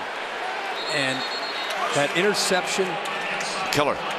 Turned the momentum, turned the energy of the game around, got Oklahoma to maybe have a little bit of belief, changed the atmosphere in the stadium around, and all of a sudden it's like you're watching a different game. You cannot give this offense a life. Right? And they've done it. They do it like they can score on you in a hurry. Interception and a fumble. Now DeMarco Murray will check in. Millard is right there. Here's your tight power formation. And Landry Jones dives in. There's no question about this one. Line judge quickly will jump in. There's the signal. And now they're an extra point away. I always like to do this because it's the quarterback in me. The offensive line in the last 3 series deserve a ton of credit for making adjustments and coming off the ball. It all started with they finally got their running game going. and I think it helped them in the pass protection. And the last 3 series where they've been able to generate their points, they've really controlled things up front. That's where it starts. Kenny Stills, who made that play, Herb, he's from La Costa Canyon High School, and he was a 4-star recruit by both Rivals and ESPN. And just as a high school player, he had 45 catches for 914 yards and 10 touchdowns a year ago. So you're looking at a blue chip prospect right there. And he's just so smooth. You know, his route running, what I'd love to see are just the instincts. That last play, even though he didn't score a touchdown, the way he came off that route, didn't give up on a play, and Jones finally found it. Take a look on this fumble and see if Hurst doesn't make a great tackle here and force this fumble. Wow. Goes low, knocks the ball loose. Lewis is there to, of course, make the play, and then it was the big play. The time that Jones had, the adjustment by Stills, tries to reach for the end zone, of course, comes up a little bit short. They call it back. So the effort, clearly the knee is down, the right knee touched. They bring it back to the half-yard line, and the very next play, the quarterback Landry Jones gets in, and we are tied up at 17. 10 points on the last 2 drives following those turnovers by Nebraska. So the Cornhuskers let the Sooners right back in it. Minute and a half to go. Travis Lewis right in the middle of both those turnovers, the interception and then the fumble recovery. That was his 3rd interception of the season. He also leads the Sooners in tackles and has all season long, and now he's recovered that fumble, which led to the touchdown. So here we go.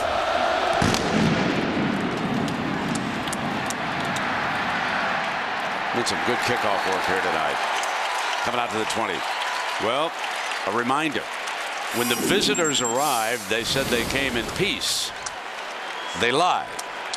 ABC's The returns Tuesday, January 4th on ABC. And January 4th. January 4th. That's before the championship game. Yeah. You know, after the Rose Bowl. So yeah, we have time to watch. We can watch that. Yeah. Okay. Taylor Martinez brings the Cornhusker offense out, and Husker fans probably a little down right now for dominating this game, and then those 2 critical turnovers. And here are the Sooners. Minute and a half. Fumble on the snap. Botched play, and Alexander takes him down. And it's all Sooners right now. Yeah, Bob Stoops is already calling a timeout, and the reason he is, Nebraska is not built for this kind of moment in a game. They need to run the ball and try to kill the clock and just try to get it to halftime. Let's check in with Holly. Well, this Oklahoma sideline, guys, has been remarkable. They were down 17-0. Landry Jones had just thrown an interception, and the next time he went out to take the field, he was fist bumping his offensive lineman. He was actually laughing and joking, trying to get them loosened up. There hasn't been a single moment of panic over here, even though they were down 17-0, and that composure has helped get them right back in this ballgame. Holly, it's interesting watching this Oklahoma team the last few years with Sam Bradford. And, of course, now with Landry Jones taking over this football team, they have kind of the same demeanor. And when you talk with the coaches, they'll point to Josh Heupel. And they talk about the kind of player he was at Oklahoma and the kind of coach he's become and how he really tends to rub off on his quarterbacks and how the quarterbacks, of course, rub off on the rest of the offense. 2nd down and 12. Read option and handed off to the running back. And out to the 42-yard line, Austin Box. Watch the quickness there on Burkhead. Jeremy Beal was not even blocked. I mean, they potentially were going to block him with Ricky Henry, but he slow played it, and I think he underestimated the speed and quickness of Rex Burkhead, who gave him a little shake and just went right around him. Well, Oklahoma had what they wanted. They had him pinned back and just running the football. They had timeouts to use.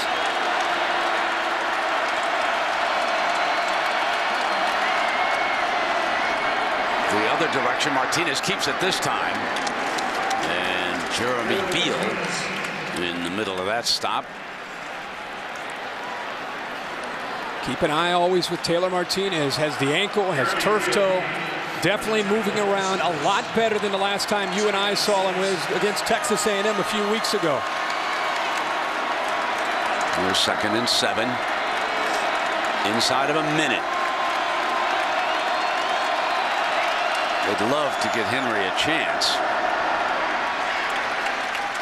And Burkhead again. That'll set them up with 2 yards for the first down, but most important is that clock running right now. With the way Henry kicked that first one, you get it across midfield and you got a shot. Yeah, and Bo knows it. 3rd down and 3, and he wanted that timeout. So Bo Pelini and Bob Stoops, they grew up Youngstown, Ohio. Bob is a little bit older than Bo, and there are the coaches who have come from that town. Used to be a big steel city. And there's Cardinal Mooney High School, where they played in the field, where they learned. And I'll tell you, the high school coach that they played for, there was Stoops. He was a class of '78 before going to Iowa. Bo, the class of '86 before going to Ohio State. So the cradle of coaches has moved from Miami, that's the school, all the way to Youngstown, Ohio. One of the greatest towns you'll ever visit. And you're coming with me this summer to play bocce ball for a high school fundraiser that all these coaches come back to. It's Great. for Cardinal Mooney. You would have a ball. Bob Stoops reminded me and said, tell Brent upstairs today he's got to come in this summer. Wasn't the coach Bucci? Yeah, Coach Bucci. Yeah. Legendary coach in Ohio. And he's got a bocce tournament. Yes, he does. Yeah. That works for me. Yeah, 3rd down and 3. You'll love it. I'll be there. A little of that Italian red in Youngstown? Oh, plenty. Oh, God. Plenty. As Martinez now throws far side, got the first down. They're coming down the field. That's Kenny. They pick up the first down. They're out of timeouts. They're going to fire the ball here, kill the clock. It's all about trying to get Henry into position for this field goal attempt. Good job here by Taylor Martinez. Now, do you throw one here with 25? Do you try to pick up a few more on the sideline? I think maybe that. I think you have to try to use the size of your receivers towards the sideline, and knowing that there's still enough time. If you can just pick up 5 or 7 yards, you fire it, clock it, fire it down, and try to get Henry out there with a chance to get a shot at a field goal. Still a lot of time with 25 seconds.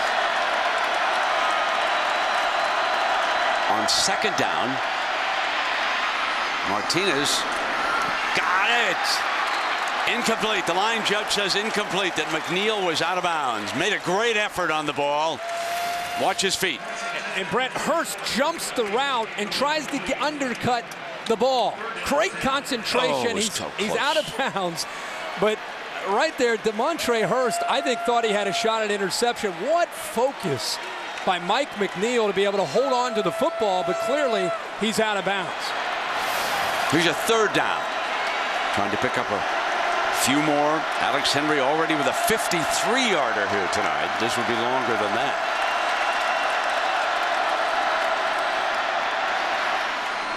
They go to the middle, clock stops. They've got to spike it as quickly as they can. They certainly have got a field goal now. Kyler Reed gave it to him. That was a great play call by Sean Watson.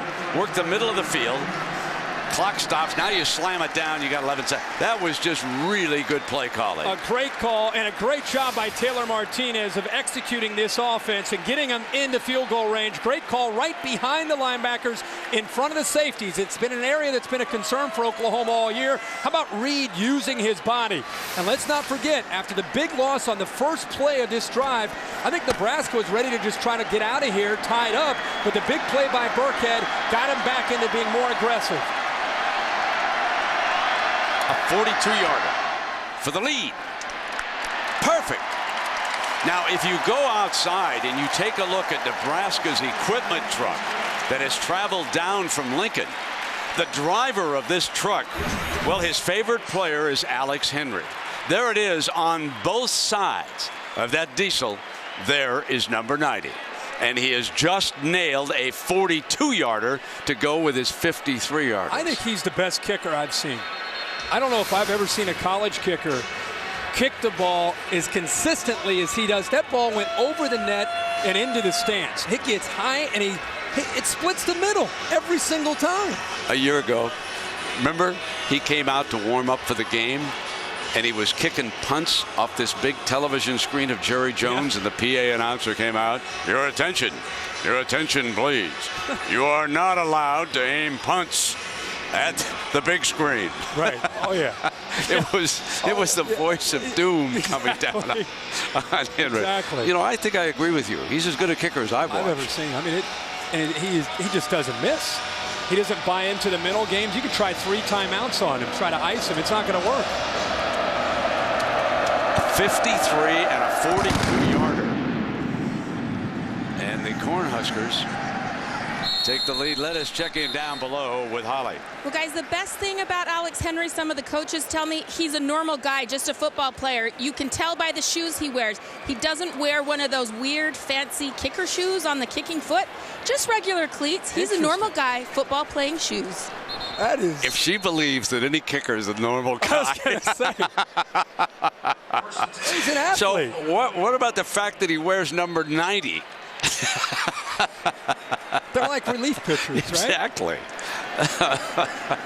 So Oklahoma will take a knee here. Wasn't this the way it should be? Huh? Oklahoma, Nebraska. Wasn't that fun? Perfect. For a half? Great first half. Come on back, everybody. Let's check in now with Holly and Coach Stoops. Well, Coach, your team was down 17-0. What started to change so you gained some momentum? Well, we got some turnovers. Offense hit some big plays. That's what you got to do. You know, we made some plays on offense. Again, defense with the turnovers and some stops. That's how, you know, you got to play as a team, and we started doing that. Seems like big plays have been the problem for Nebraska. How do you tighten up your defense? What's that again?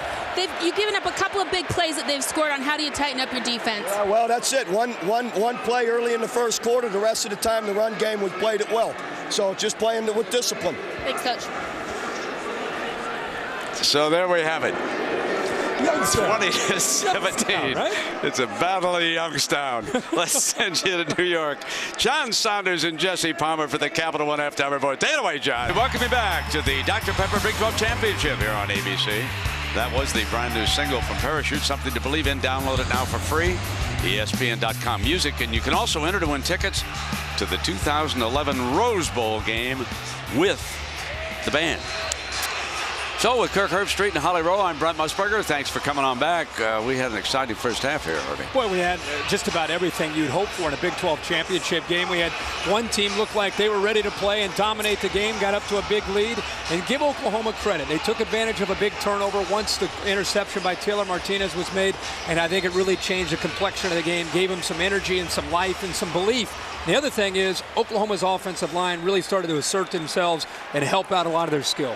And how about the Nebraska kicker? Oh, yeah. Our guy, Alex Henry, getting it done. Wearing number 90. Holly Rose says he's not wearing a special kicker shoe. He's wearing regular shoes. I don't care if he's barefoot. Alex Henry's the best kicker I've ever seen. This guy's amazing. Who knows? Maybe this game comes down to an Alex Henry or Jimmy Stevens field goal. You bet. If it comes down this game tight, should, right? Last one. The way it should be. That's right. Oklahoma and Nebraska bring down the curtain on their Big 12 battles. Remember, the Cornhuskers will move to the Big 10. We get a chance sometime in the second half. I want you to see their schedule next year. Apparently, Athletic Director Tom Osborne took a look at it. The Commissioner Jim Delaney told me, he said, "Whoa, what's this?" We'll show it to you tonight. O'Hara with the kickoff. And here comes Tim Marlowe. And Marlowe for the Huskers is cut down at the 24-yard line. And that was Box, the linebacker, who sliced him down as we take a look at the Pacific Life game summary here. Yeah, Nebraska's been trying to establish the run, but they've made enough plays with the passing game. But you can see at the bottom there, third downs, Oklahoma yet to really get into sync. 1 of 8, Nebraska 3 of 9. Then at the bottom, points off turnover is a big story here because that really is where Oklahoma's taken advantage of not just creating turnovers, but 10 points off of them. You can see that Martinez has not been a threat running with the football. Injured ankle, turf toe, read option, and Helou going nowhere. Down at the 10-yard line. He exploded in the first half for a 66-yard touchdown. And let's go down below to Holly. Nebraska coach Bo Pelini told me that the change from the first quarter to the second quarter with his defense was just some missed execution. He said, I thought we were pretty stout in that first quarter. We've just got to get back to assignment football. Also, I've noticed that their quarterback, Taylor Martinez, has a couple of fresh wrapped tape jobs around those ankles. And when I asked Bo Pelini, do you guys still have your mojo? Can you get that back? He said, oh, yeah, we're feeling good. Well, they don't feel good about that 4-yard loss on the first play from scrimmage here, because that brings up 2nd and 14. Here comes a blitz against it, and they hit it perfectly to McNeil for a 1st and 10. And that was well executed by receiver and quarterback for 15 yards. And Brent, you mentioned Jonathan Nelson came on a blitz. He actually stopped and tried to elevate to knock the ball down. But I really think that these receivers, because of the size of Mike McNeil and Kyler Reed, they're getting matched up in space against linebackers and safeties. And because of their size, Taylor Martinez using that size to his advantage. Gilliam is another one of the wideouts. They have not gone to him yet, Nebraska. And there's Martinez, and this will be 2nd down and long, and Helu got rocked that time. And that's how you get after option football. Asked Bob Stoops on the field before the game, how do you try to deal with a zone read? He said it's very simple. It's assignment football. If you're going to take the read or the dive, you take him and take him out. If you have the quarterback, take him out. And that time it worked exactly the way, of course, Bob Stoops and Brent Venables want to see. That is only the 3rd design run, by the way, for Taylor Martinez tonight in this game. Rides the option with Helu. No daylight. Nothing doing. Going to give ground. Austin Box, the junior from Enid, Oklahoma. The pursuit of the Oklahoma defense, it was a slow developing play, Brent. You mentioned that, and I think it was just a help with the read with Martinez. But look how quick this defense is. Travis Lewis leading the way, and Austin Box, who the coaches tell you when number 12's in a game against a running team, we just seem to fit better as an entire defense. So 12 Box is key to this Sooners defense. Freshman Corey Nelson from Dallas checks in defensively for the Sooners. They're going to put only 2 down. Now 3 come down with their hands on the turf. Martinez has to step away, and then he gets crushed. Macon again, and the ball comes loose. The umpire says Sooners have recovered it. The umpire is pointing that the Sooners have the ball, and indeed they do. Box came out of there. Now they brought pressure here. You get Taylor Martinez in this offense in the 3rd down and long, and because he's still growing, Brent, as a quarterback, the ball definitely came out. But he's growing as a quarterback, and when he doesn't see his open man, he begins to panic, and he wants to trust his feet. Well, this time, Macon, again, the 3rd time he's been able to get in there and penetrate the Nebraska offensive line. 2 big turnovers by the quarterback. An interception going into the end zone, and now a fumble. Macon's 2nd sack of the game, and right away Landry Jones, he'll drop this one off. DeMarco Murray in a foot race picks up 10 yards and steps out of bounds. We know this is where they like to pick up the tempo here. They not just a change of possession, but they pick up some yards and they get down into the red zone, and they're really going to try to put this defense on its heels. A big play that time by Murray, isolated one-on-one against David. And they do it without substituting. Here they come again, this time DeMarco Murray slides across to the 8-yard line on that 1st down run. And the coaches are signaling keep on going. They're not substituting. And of course, that ties the Pelini's hands on the other side.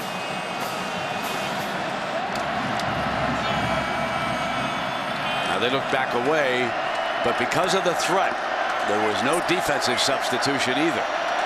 Now Landry Jones is ready to go. Here's DeMarco Murray, forced back to the inside. Osborne did a great job. Steinkuhler and Merritt are there, but I'll tell you, Osborne forces this man back in. You and I are seeing the same thing. Osborne is safety.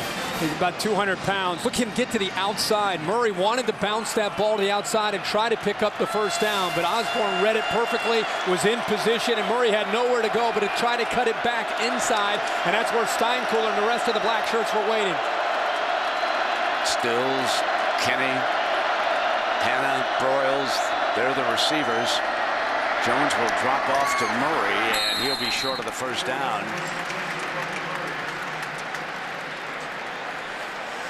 Pierre Allen making a good defensive play, and now the field goal unit trots onto the field.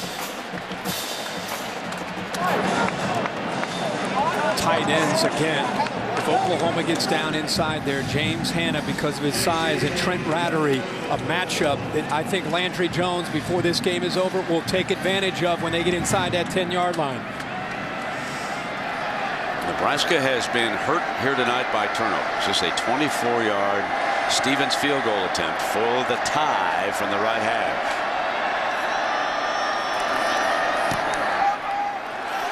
Hit it to the right. No good. No good. A chance to tie, and Stevens slides it to the right, and the coach says, hang in there. You may get another chance. Hang with it. Right away. Keep your head up, right? He has to tell Jimmy Stevens that because he has a bit of a track record of losing his cool after a miss. Nebraska football when you come back.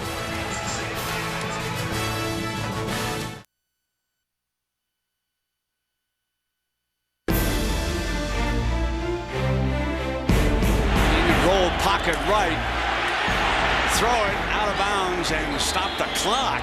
McCoy may have run the clock out. Mack thinks there's a second left. A BCS championship appearance on the line for Texas. For everything. Got it. Texas goes to Pasadena. And it was Hunter Lawrence who hit that 46-yard field goal a year ago against Bo Pelini's Nebraska. Herbie, we had only one touchdown scored in that game.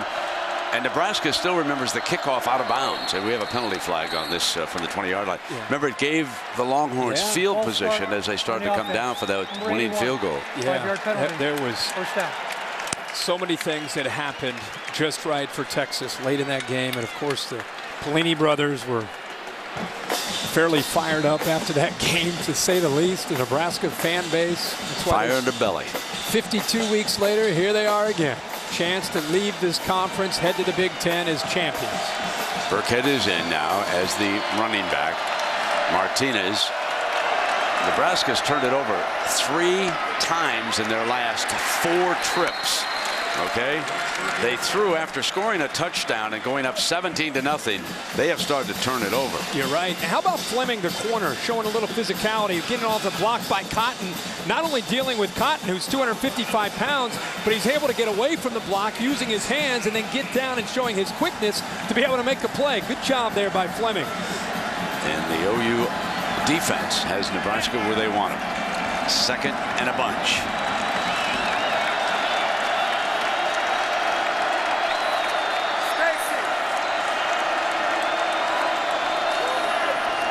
Quick throw on a slant, complete. Snaps it off, and Brookmeyer, the senior from Aurora, Nebraska. Joe makes his first catch of the night. Last play that they tried on a quick slant, Jonathan Nelson blitzed, and Taylor Martinez threw it right by him. This time they try Carter to try to see if he can get home. And again, Martinez throws the slant to the same side, off to the left. 3rd and 8, and they'll send Mike McNeil off to the slot on the right-hand side. Comes pressure on 3rd and long. Beal's trying to get there. Martinez hit on the throw, incomplete. Couldn't get it deep enough. Kenny was open as he came toward the middle, but Martinez had no chance as Beal, operating as a stand-up rush man, a defense that Oklahoma State saw a lot of last week. And it looks like Martinez might be a little sore, but Brent, you talked about Kenny working over the middle of the field, but they bring a little bit of pressure. Zone blitz, trying to confuse the offensive line. You see how Martinez, he sees him late, but he just panics, and that's youth and inexperience in throwing the football. Broyles is back deep. Fair catch on the 38-yard line. This is the defense that Bob Stoops went to Tuscaloosa for, studied from Nick Saban. You see Beal in a stand-up spot as they come, and they put the heat on.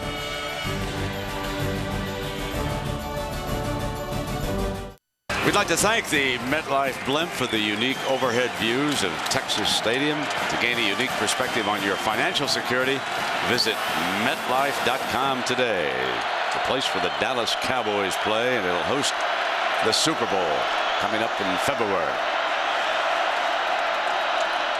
From the pistol look, Madu, the running back, and he is slapped down by Jared Crick, number 94, played alongside Ndamukong Suh, and the flag comes flying also. Like a hold there on the left tackle, Jarvis Jones. Holding on the offense. 10-yard penalty. First down. You asked me about Ndamukong Suh. He gave a lot of money to Nebraska. I think well over $1 million for a scholarship endowment. Playing with the Detroit Lions, doing well. You know, it's a team that's trying to come together. But you and I agree it was the most dominating performance by a defensive lineman we'd ever seen. First and 20. Drop it off quickly now and then let the running back see what he can do. That's Madu out of bounds on that far side. Getting the safety into action over there on Madu. They're bringing a little bit of pressure off the edge there with Meredith, and it puts Madu one-on-one to the outside. Safety a little bit late getting over, and you can see the quickness of Madu getting up that sideline pretty quickly. 2nd and 5. OU trails it by a field goal. Jones running away from pressure, guns it to the sideline for the first down, hit Kinney. Cameron Kinney had a wonderful game against Oklahoma State. Well, he did a good job last week, and he did a good job there working back to the football to the far left. He's going down, then he's coming back against, again, Prince Amukamara, who's one of the top corners. He could not get downfield, adjust back when he sees his quarterback scramble. Great play there by the senior. Now from midfield, Landry Jones has one 49-yard touchdown pass tonight. Play action. He'll throw it away. And there was no question about anybody jumping in the air and deflecting that one back into the field of play. I mean, Landry Jones had to look at that replay a few times this week with that Oklahoma State defensive back out there. So, are you kidding me? Thanks to you, was on SportsCenter about 37 times over the weekend. Did they use it? Yeah, quite a few times. Well, you know, play of the weekend. Hannah said that's not the play of the week. She said that may be the play of the year. Yeah. It's great. Landry Jones got a man deep. Broyles down to the 2-yard line. Ryan Broyles, a finalist for the Biletnikoff Trophy. And the Sooners are in business. 1st and goal, 47 yards. This is a matchup between two great football players. A little out and up move by Ryan Broyles, and the extension by the little guy, and a focus to be able to hold on to the football. He just beat one of the top defensive backs also, not just Prince Amukamara, but Eric Haig's a top flight player as well, and beat him on the out and up. Murray Miller will be the lead fullback. Here comes number 7. And he is Crick. Slams him down. It'll be 2nd down and goal. Slowing their tempo down a little bit. See if they can overpower Nebraska. Tight formation. On the play action, got to put it up. Landry Jones has to throw it away. Nobody open. Didn't want to risk an interception. He'll live to fight on 3rd down. You're right about last weekend. It seems like when people aren't there, he's making a good decision, but he's putting it up with the band up at about the 5th row. They are 1 of 9 on 3rd down. We're going to go with a little bit more skill, bringing Stills and Broyles into the game here. Tough to execute against Nebraska down inside the 5 when you're going with that tight, big, strong formation. You need to try to spread them out and try to create some space.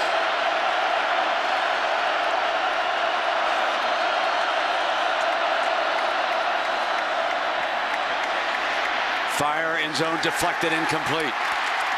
4th down, and here comes Stevens. Trots onto the field quickly. Remember, he missed his last one, and Stoops wants to get him right back into the heat of it. And there we have an injured receiver down there. That is Kenny Stills. The intended receiver. Remember when Bob Stoops first saw Stevens come off the field, he knew there's a lot of game left, and he said, get your head up. Get your head up. We're going to need you to make more kicks. This one looks like about a 25-yarder. Let me check that. It looks like a 20-yarder. Correct myself, and he slid that one through for the tie. Herbie, take a look at this and see if we get what happened here to the young man. He's in obvious pain, and the ball was thrown a little bit high. They tried to isolate him one-on-one. took a little bit of a hit there from Denard, and the way he landed, I think, caused the injury. You think this city will explode Super Bowl week? They would have exploded a lot more if the Dallas Cowboys had gotten there. Exactly. That was over in about 5 weeks into the season. Still shaken up. Appeared to be a little shoulder injury there on the left side. He took a blow when he went down. O'Hara kicks it off. This one's returnable.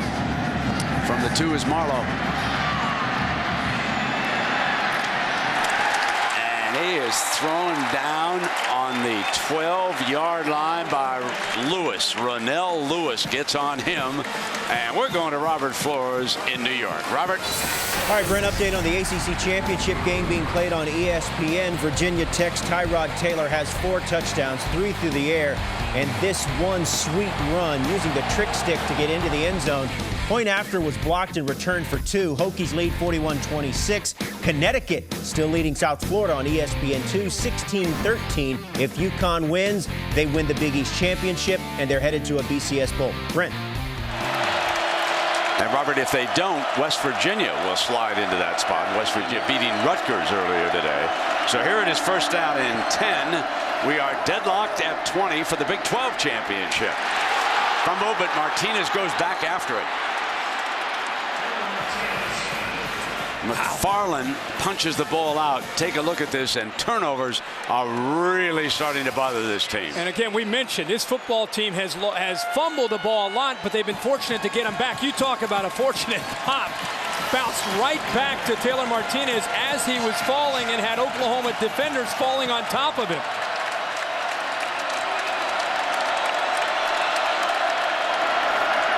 So they ride Burkhead. And he is slammed down as he crosses the 20-yard line.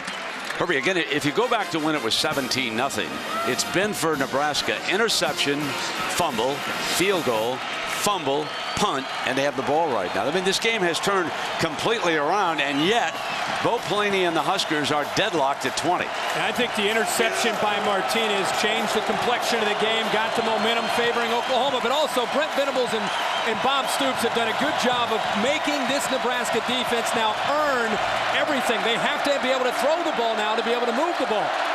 So offensively, Martinez will put it up slant through behind the receiver. Gillian, Karinsky Gillian, the junior from Texas.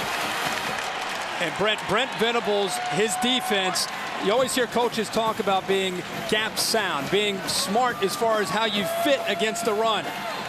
You mentioned those numbers and those series and what's happened. It's because they've taken away Martinez in the Nebraska running game, and they're forcing the Huskers to have to throw to execute. So here comes Henry.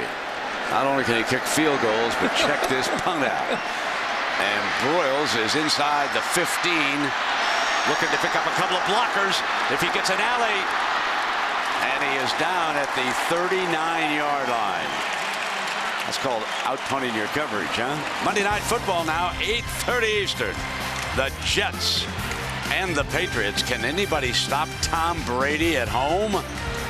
The streak is unbelievable. 25 and counting, all right? If he wins over the Jets Monday night, it'll be the longest win streak at home for an NFL quarterback. And you mentioned the injury to Jimmy Leonard. That's going to affect the Jets and the continuity and the communication on the back end. The timing of that obviously not very good going up against Brady on the road. Murray and Finch come in now on that diamond look here for the Sooners offensively. Finch looks to break it out. Great first down run. Eric Hagg has to come up and make that stop.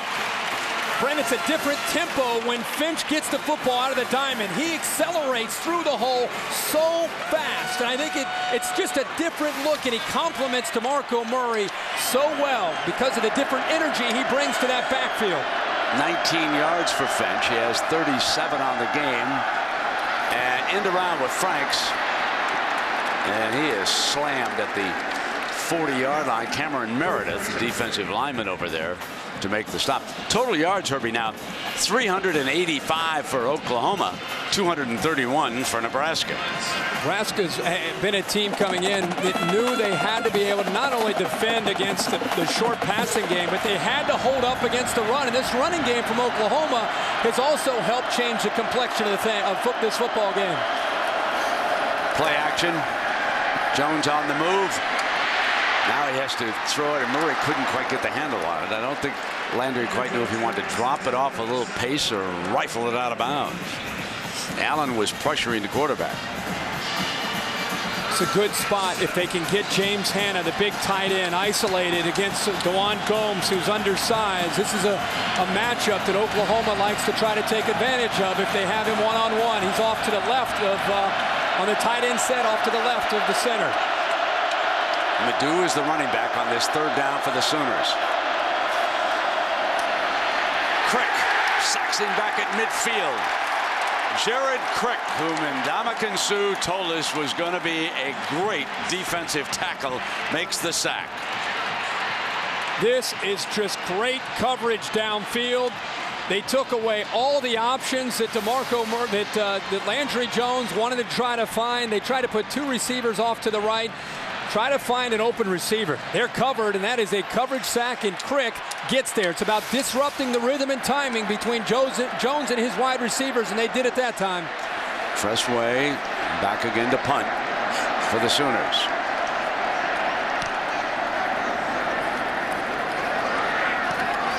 It'll go into the end zone and come out on the 20. Well, as we take a look at this week's BCS standings, brought to you by Vizio, and of course by winning Oregon, and Oregon are headed to the BCS championship game on January 10th. TCU now figures to go to the Rose Bowl because of the ruling. They will play the Wisconsin Badgers in all likelihood. The team to go and check out tomorrow night at 8:15 on ESPN will be Stanford. Will the Orange Bowl bring them in to play Virginia Tech, or will they take West Virginia because of the fan base? We'll find out. Even Connecticut's still very much in the mix. And Stanford gets the automatic spot in as an at-large, probably finishing in the top 4 of the BCS standings.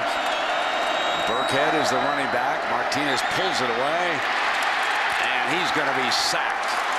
Frank Alexander is there. Helmet off of the quarterback.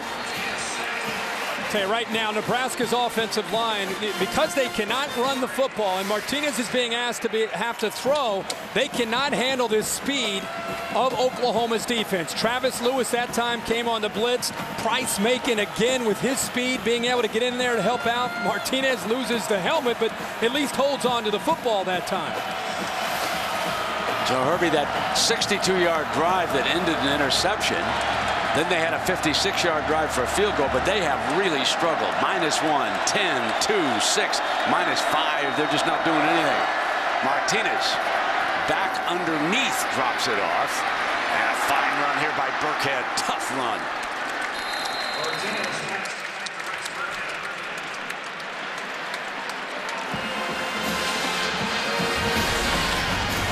Martinez is throwing the ball a lot more than what he would like. And we knew that coming in, that Oklahoma's going to load up to stop Martinez and Burkhead and Halou from running, put the game into the hands of Martinez and see if he could hurt him by throwing. He's -10 with his rushing. That's been a non-factor. But for Nebraska to come back and win this game on offense, he's going to have to make plays and be a difference maker with his ability to throw the football. Remember the Texas Longhorns in Lincoln. There's a first down to McNeil. They tried to force the young man to throw the ball, as he did there, and not let him loose on the run. Oklahoma has kept him under control on the ground so far. Yes, sir. And McNeil, because of his size, a great target this time for Martinez. He's kind of throwing off his back foot, but it gives McNeil a chance to make a play against Nelson, the safety. McNeil shaken up as he goes to the far sideline.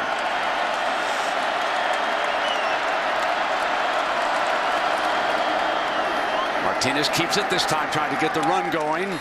And Frank Alexander is there defensively for the Sooners. Let's see how the young man walks away from that. Remember, he's playing with that bad right ankle. Turf toe on the other foot, playing through some pain right here. Second down and 6. Brent, you mentioned the Oklahoma State game, and the Oklahoma State Cowboys did the same thing. They crowded the line of scrimmage. In that game, he threw for 323 yards and 5 touchdowns. That was Oklahoma State. This is Oklahoma and Arlington with a Big 12 championship on the line.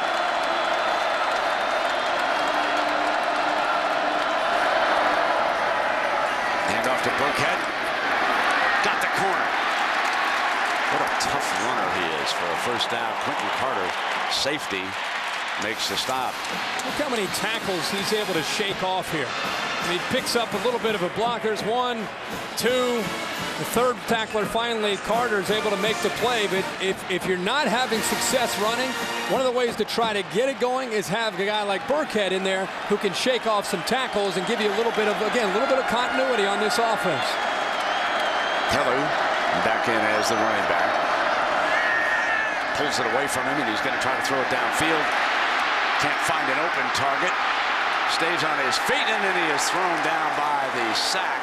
And that was Price Macon on top of him again. That is about the third time that this young man from Corpus Christi, Texas, played at Carroll High School there. He was a reserve defensive end a year ago, but what a force tonight. Well, he's had a huge game against the run and the pass. They've moved him to the inside to play defensive tackle, but I'll tell you, Taylor Martinez needs to either throw this ball away or take off and go. The problem is Oklahoma's taking away his first option, and because of his inexperience, he panics when that first option is taken away and right away loses his vision downfield and starts to rely on his feet to make a play. End of the third. Tied at 20. This presentation of the Dr. Pepper Big 12 Championship returns after this message and a word from our ABC stations.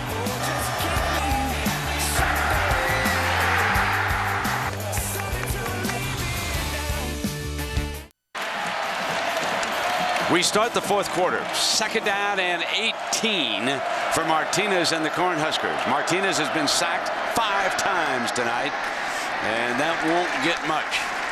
That was Brockmeyer's second catch of the night. Good job of taking away that longer route, making sure you're tight on coverage. But with Taylor Martinez, again, when he has to throw, it's something to keep in mind in the fourth quarter. He gets uncomfortable when his primary receiver is taken away.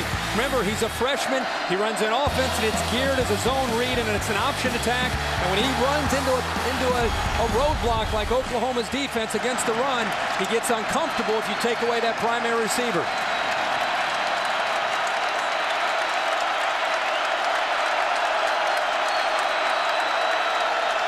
Needs 14. Incomplete, forced to punt. Kenny the target. Play developed pretty well when you say, Brent, considering this is third down and long. He's locked in on his receiver, and he just doesn't get his feet aligned on third down.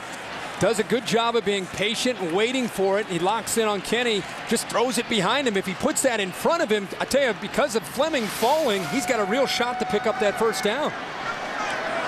So here's one of their best weapons. And Henry booms this one back to Broyles on the 11-yard line. And here comes the wide receiver coming down that far sideline. And he has a fine return. That ball is going to be spotted at the 41-yard line, but there is a penalty flag thrown back near the line of scrimmage. There's a 29-yard return on the punt. During the kick, holding, number 23, the receiving team. 10-yard penalty from the end of the kick. First down. Well, we'll take a look at the Pacific Life game summary as we start quarter number 4. And you can see here in the second half, we had only a field goal in the third quarter. Remember last week at Stillwater? It looked pretty similar, and then we exploded for 40 points combined between the Cowboys and the Sooners. May not get that tonight, but that's about what it looked like through 3 quarters last week. Yeah, it sure did. Kenny Stills is back on the field, and that's good news for Oklahoma. Cameron Kinney, another one of the wide receivers, also out there, along with Trey Franks, the freshman from Orange, Texas. One big play could turn this game here in the fourth quarter.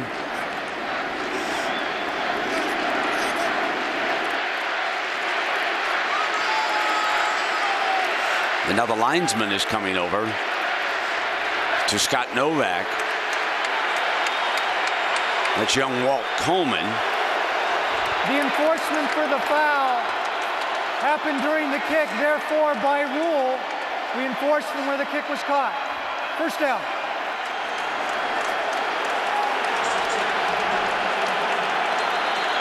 Bob, of course, wanted it where the return was able to end up, not where the ball was caught by Broyles.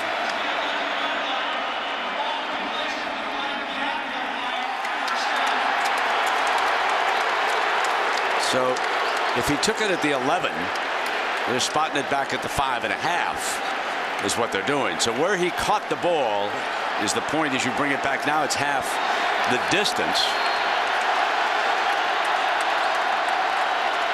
And this is tough field position for Landry Jones.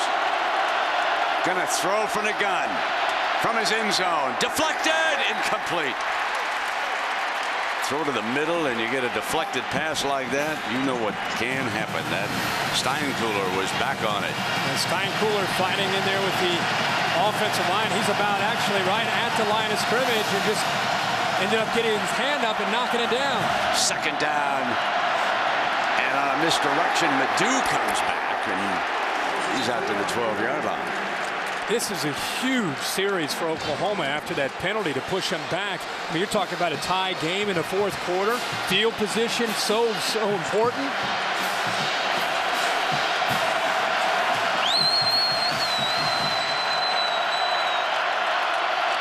Third down. Need about 4 yards for the first down here. And it is very close. That was Kinney.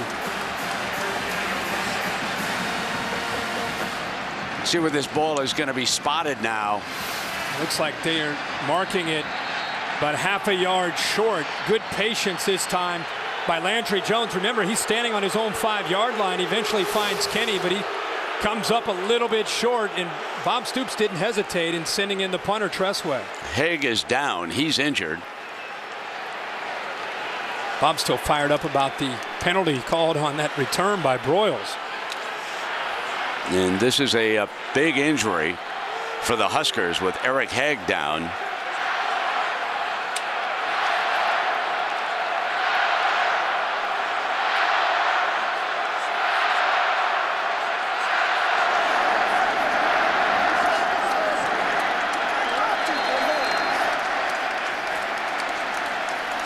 Can't grab him and hold it.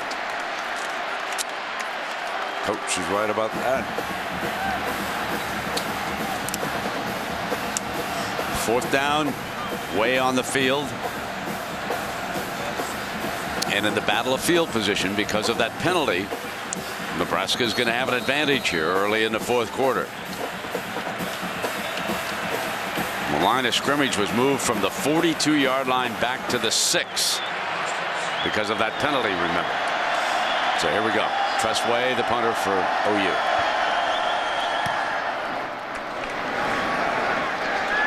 Fair catch is the signal at the 42-yard line. Burkhead makes the grab. When you come back, Nebraska with good field position, but can they move the ball? Well, congratulations to Virginia Tech. They're wrapping up the ACC championship, and tomorrow at 8:15 you'll find out who will play the Hokies in the Orange Bowl.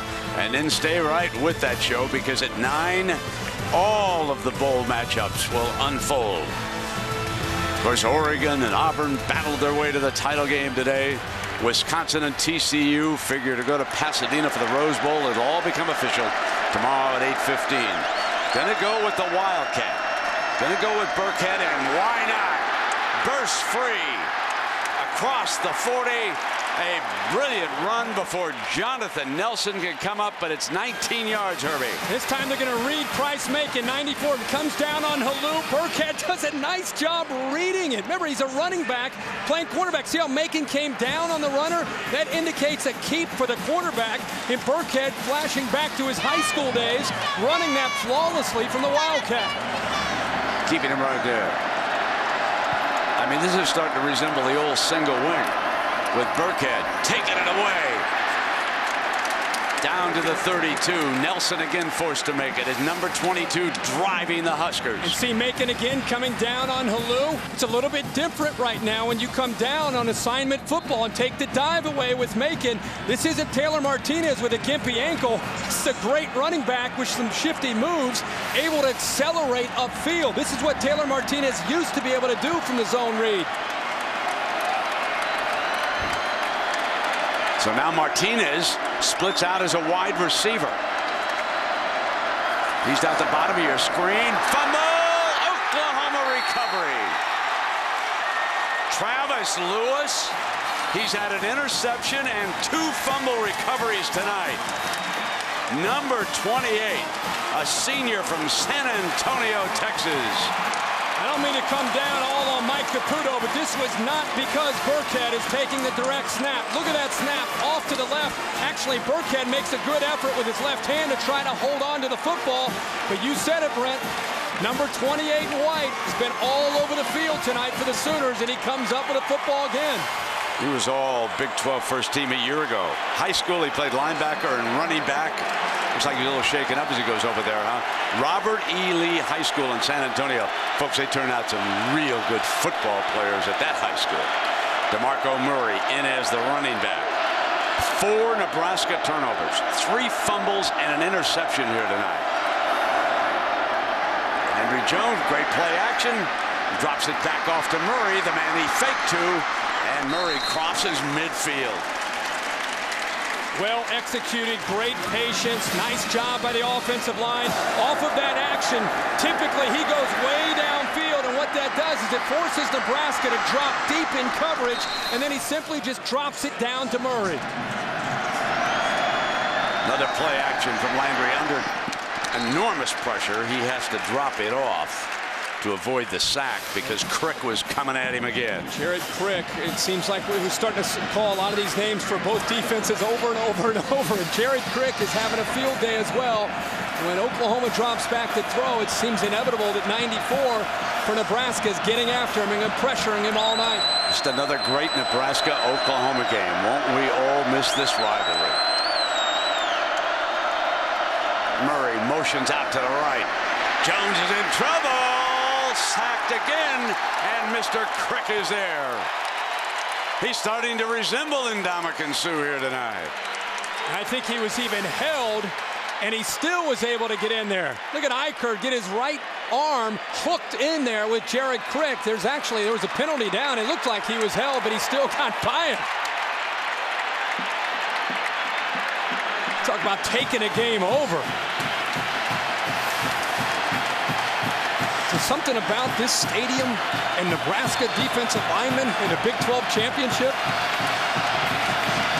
Declined the penalty to set up this 3rd and a mile.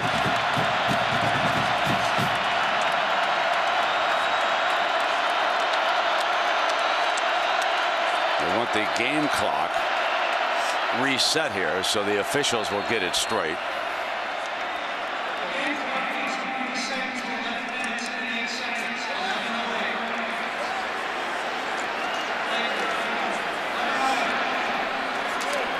So the clock is going to be reset. It is amazing that Nebraska is in the thick of this, having turned it over 4 times, 3 fumbles and an interception. But they've had a great field goal kicker. They've been opportunistic. They had Halou go 66 yards for the first touchdown. They had a running back throw a touchdown pass, and they're right here. Trouble again, steps away from Mr. Crick, fires back middle, got his man. Thrown out of bounds is Cameron Kinney, and they were trying to strip him as he was tossed out of bounds. That effort by Kinney, I bet you Bob Stoops is going to go for this. This is 3rd and 24. They're playing man to man. You're isolated one-on-one. Jones buys all the time that he can to give Kinney enough time to clear to get in front of him, and that effort sets up now a 4th and short, 3rd and 24 to now 4th and 1.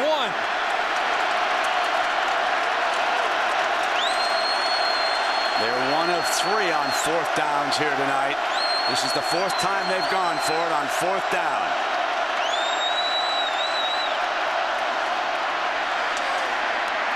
And they make it again with Kenny. And Amukamara rides him to the ground, but not before Kenny picks up the 1st down for the Sooners. I'll tell you, Kenny makes big plays, and Landry Jones is clutch.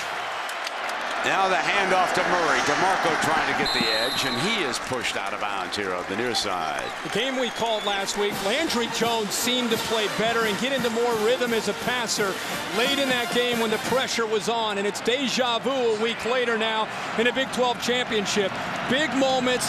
How will he step up? The offensive line's giving him time, and he puts the ball in the money. 2nd and 5.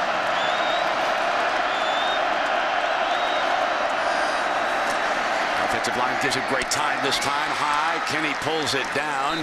Amukamara right on him, and the spot will determine whether it's a 1st down or not. You mentioned Cameron Kenny last week, Brent. 6 catches, 141 yards, and 2 touchdowns. A senior that had a career day last week is stepping up again a week later. Here's DeMarco Murray for tough yards. You're going to have to earn it against Nebraska's defense down in the red zone. And DeMarco Murray, who's always had great skill, was questioned, how is his knee going to hold up after last week? Late in this game as a senior, he wants a championship, showing some toughness there on that run.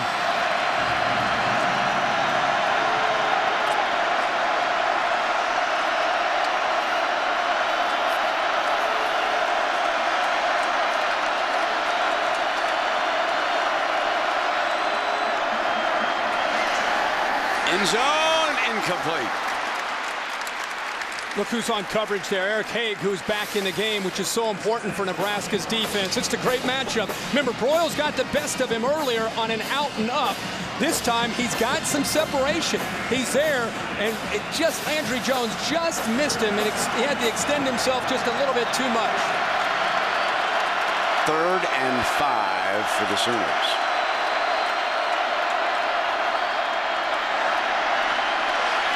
In trouble, and has to throw it away. And here comes Stevens and the field goal team onto the field. There's Broyles right here, and here's Haig. He's just going to go out and down, trying a little wheel route here. But watch how Haig drops into coverage, sinks, and then takes it away. That's exactly where Landry Jones was looking, and all he could do is throw the ball away and set up Stevens here for potentially a go-ahead field goal.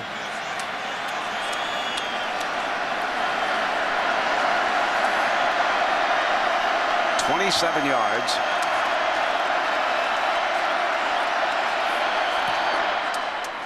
For the lead. Oklahoma 23, Nebraska 20. You're watching the Dr. Pepper Big 12 Championship on ABC.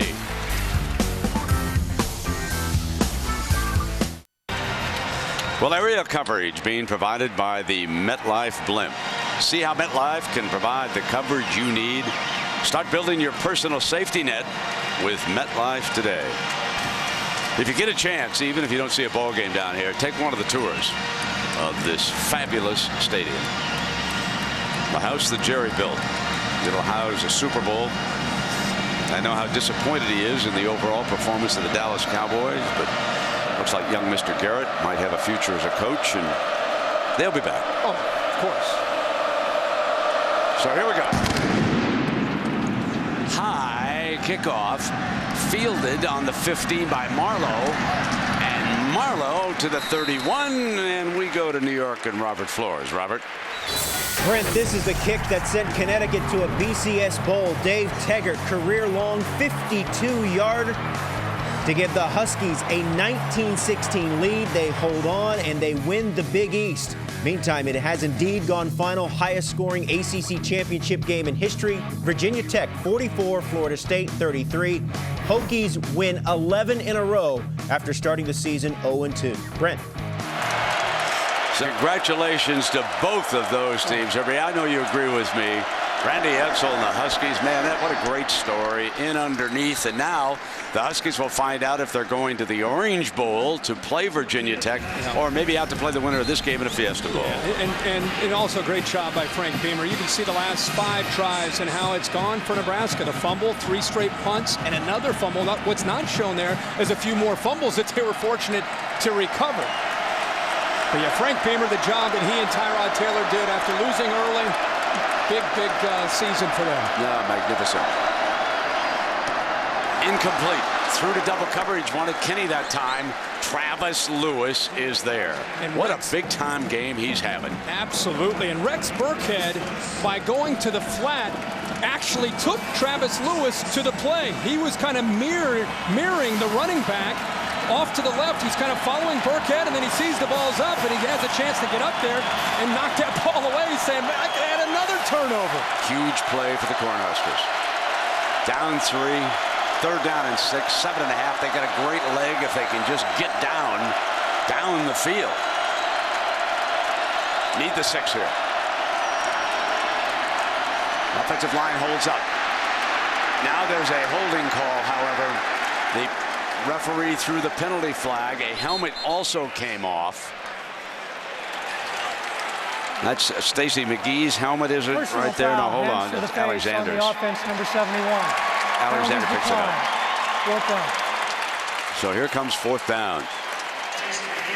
Searles, the left tackle. Martinez this time showing some patience. He's right there with Frank Alexander. His right hand gets up into the face of Alexander, knocks his helmet off. Martinez trying to pick up the 1st down, and because he comes up well short, they decline the penalty and set this 4th down up. And McGee rocked the quarterback. So now the Sooners will try to eat a lot of time off this clock, and they were going to go for the fake, but timeout had been called. Wow. The ball was snapped. Timeout, Oklahoma. Wow. Oklahoma saw it. Oklahoma read it. And the 2 Youngstown guys playing backyard football, going back and forth with each other. There will be no Mad Hatter miles on me, Mr. Stoops says. There'll be no fake of this punt. Here he comes. Wow, that is a huge timeout by Oklahoma and he's fired up. Cotton, it was set up probably just the way they wanted it. You can read his lips, folks, or at least, part of it. Snap the ball. Maybe an adjective or 2. Timeout. Well, late in this game, Bo Pelini sneaks in 3rd-string quarterback Zach Lee, and Bob Stoops is right here. Watch the way he pays attention when he sees Lee go into motion. Right away, he says, wait, something's up. Timeout, right before the ball is snapped. Good job by the officials of catching that.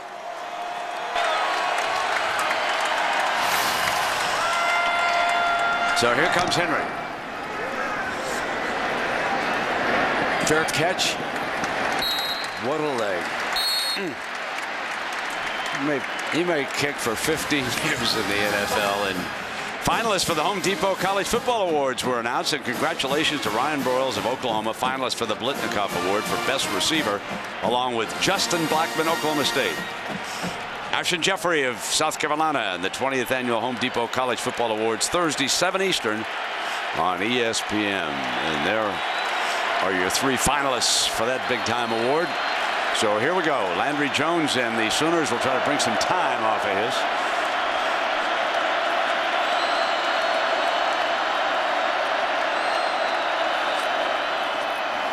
Play action to Finch, just like last week in Stillwater, and that was very, very dangerous. Amu Kamara was back deep. And Brent, he actually gets so physical with Broyles, he knocks him out of bounds before the ball's in the air. You talk about a physical corner, and Prince Amu Kamara, 6'1", 205, and he's been going back and forth with Broyles. That time he got the best of him. And he's a Jim Thorpe finalist as the best defensive back. How great is that, going head-to-head? 2nd and 10. Hand off to Murray. And DeMarco Murray. So here are the 2 stars. They matched up here tonight. Crazy thing is Prince does not have an interception on the year, but you can see Has 13 pass breakups. He's number 5, incidentally, on the team in tackles, which, again, I love to see corners that are willing to come up and run support, not just cover the receivers. David is down.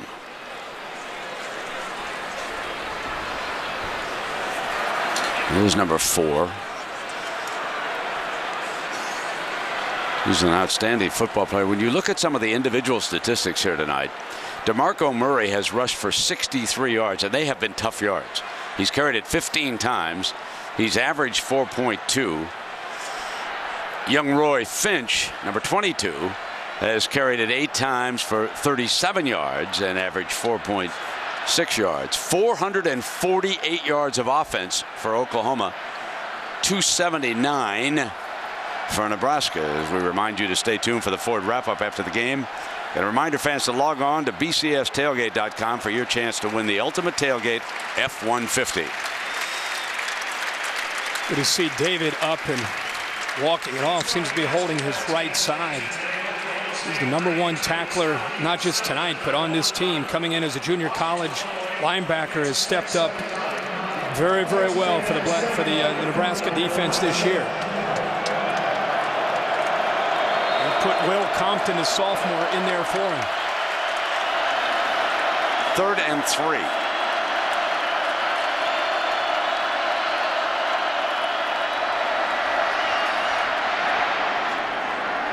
Near side, out of bounds.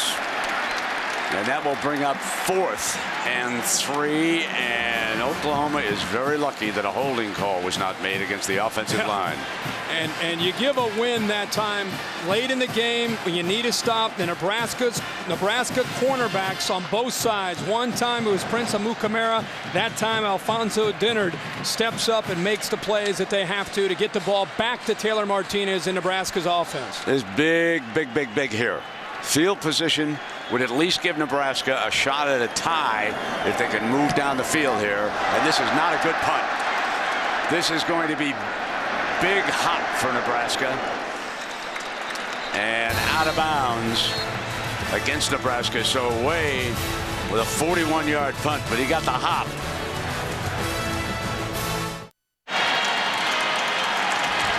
ABC's Winter Wipeout. Same show with snow. More spills, thrills, lots of chills. Winter Wipeout premieres Thursday, January 6th on ABC. Here comes Burkhead and that Wildcat again. Looking to see if they can move the ball. Burkhead on a great read option. Crosses midfield. Hurst makes the stop. Now the great kicker, Henry's had a 53 tonight. And Brent, this time Burkhead sees that there's nowhere to go on the right side. This is the bonus round with Burkhead running the zone read. Instead of trying to make something happen with either the give or himself running right, recognizes Oklahoma's defense off to the left, collapse down, and he cuts back and picks up again huge yards. The quarterback comes out wide as the split end. And it's Burkhead for the first down to the 40-yard line. Remember, don't forget, he played quarterback in high school, both his sophomore and junior year. And you know, one thing about him is he is slippery and quick and tough. He's able to run right through arm tackles. He does have that one attempt again tonight for a touchdown pass to Kyler Reed. They're keeping him right there, and they're keeping Martinez out wide to the right.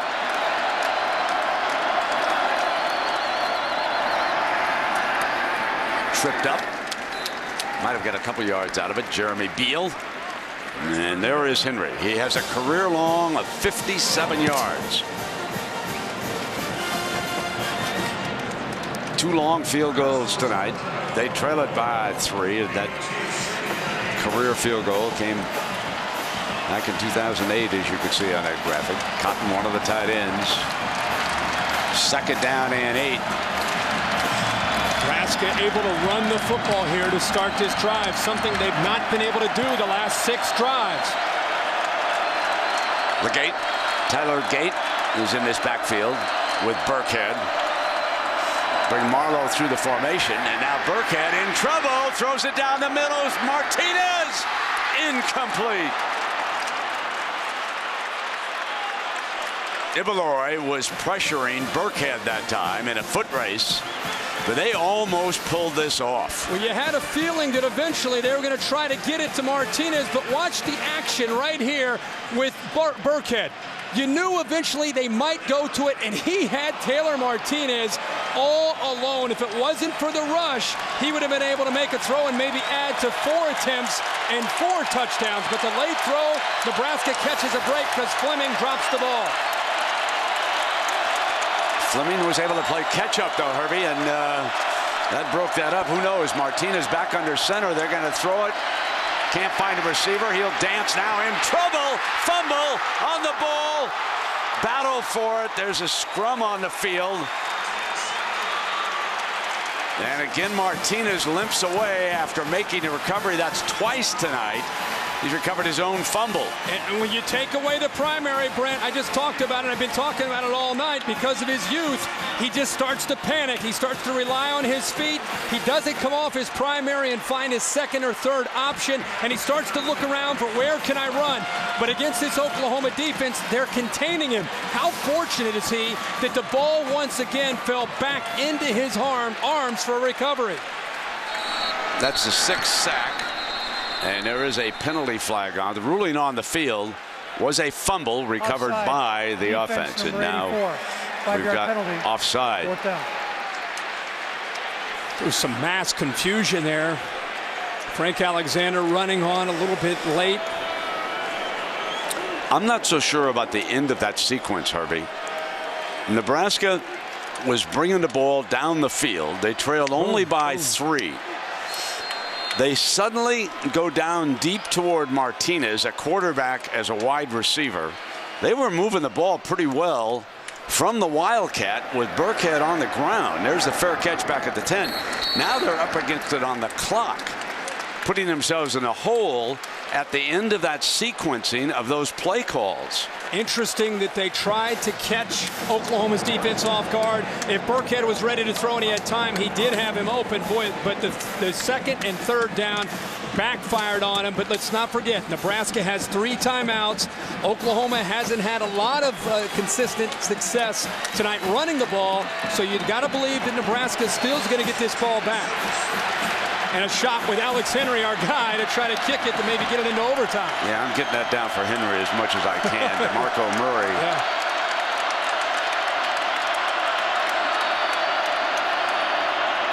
There's a toss play to number 7. They stay in bounds, and David back on the field makes the tackle. Boy, great job by Levante David. Nebraska knows they've got to make plays right now. They need a 3 and out. And who do they go to? Levante David, who's just able to go right by Gabe Eichert, the left guard, could not make the block. And again, because of the acceleration and speed of David going right by him. Landry Jones up under center with Murray in the... You can see they're just running time down. They're bringing that play clock down before they snap it. Precious seconds are running away on Nebraska. Here's Murray out to the 15. Reminder to stay tuned after the game for your late local news over most of these ABC stations. Then over on ESPN, you can turn over to SportsCenter for post-game analysis of this one, and you'll find out about Auburn and Oregon going to the BCS championship. Congratulations to Gene Chizik. Remember when there was a time when folks were unhappy about him being named head coach at Auburn?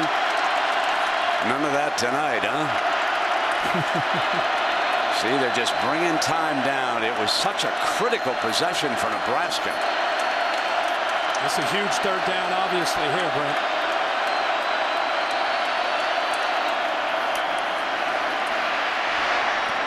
Drops it off, and it is complete to Kenny Stills.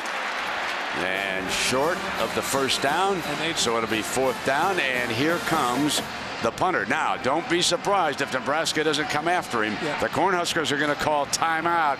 You're going to see some black shirts out there Nebraska jumped in. Bo Pelini jumped in right away. This is exactly what Bo Pelini needed after having that last drive fail on them with some questionable play calling. They needed a 3-and-out because if Oklahoma was able to secure a first down, then it starts to become a game where you just hope to maybe get a shot maybe late in the game. Now, I know there's 2 minutes and 1:59 to go. They're going to get pretty good field position right here, and they're going to have 2 timeouts left.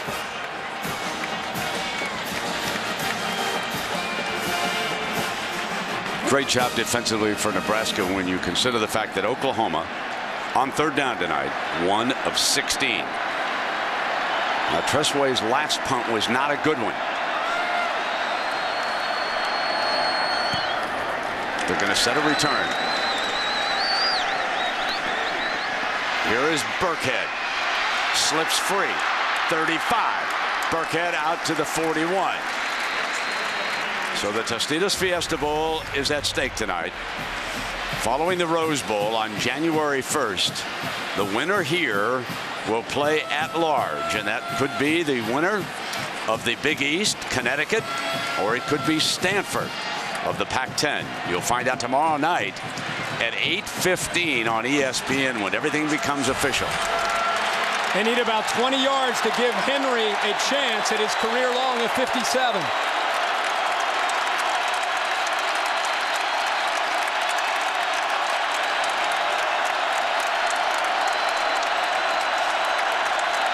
Burkhead is alongside Martinez.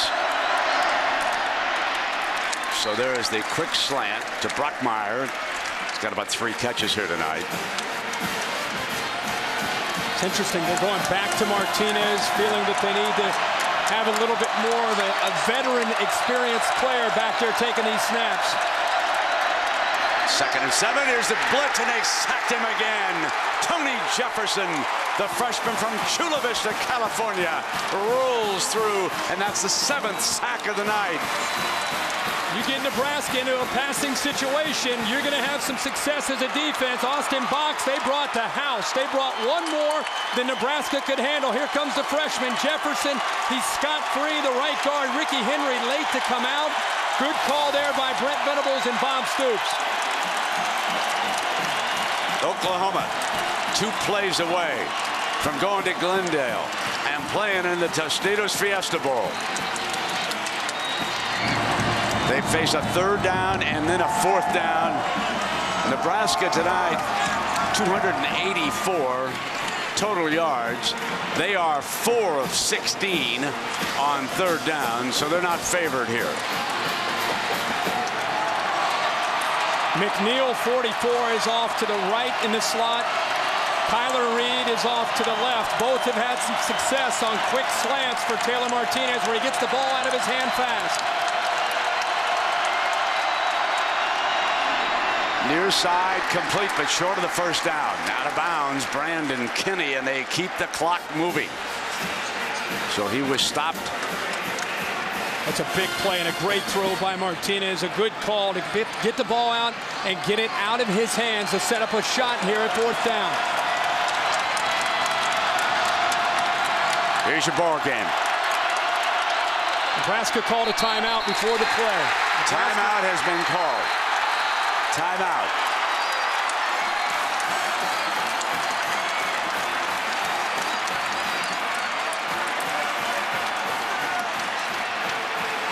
The fans were already celebrating, but there was a timeout. And that's the last timeout for Bo Pelini and Nebraska. Well, if you're Oklahoma, you've had a ton of success at bringing pressure.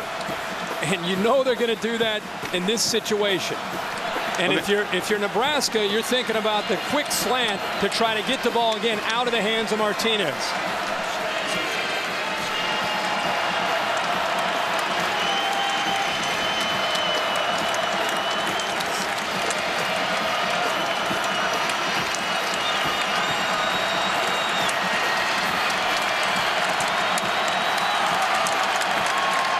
Here they go, just trying to give Henry a chance to send this game to overtime.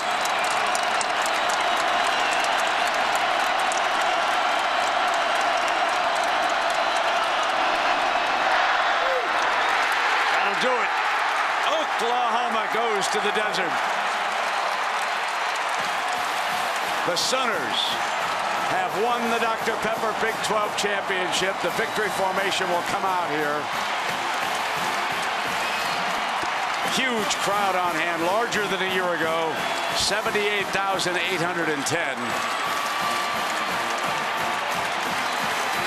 And Big Red will head to the Big Ten.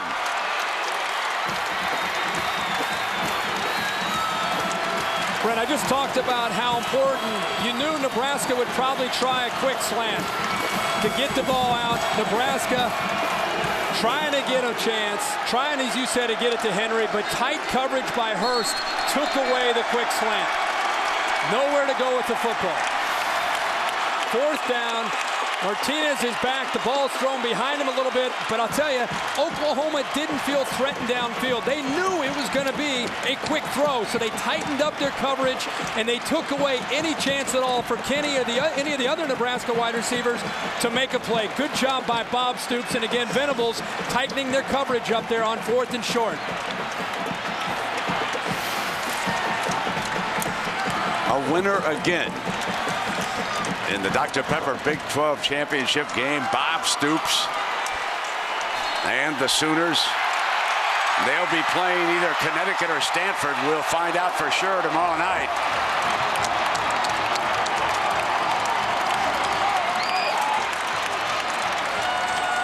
So the two friends from Youngstown, Ohio.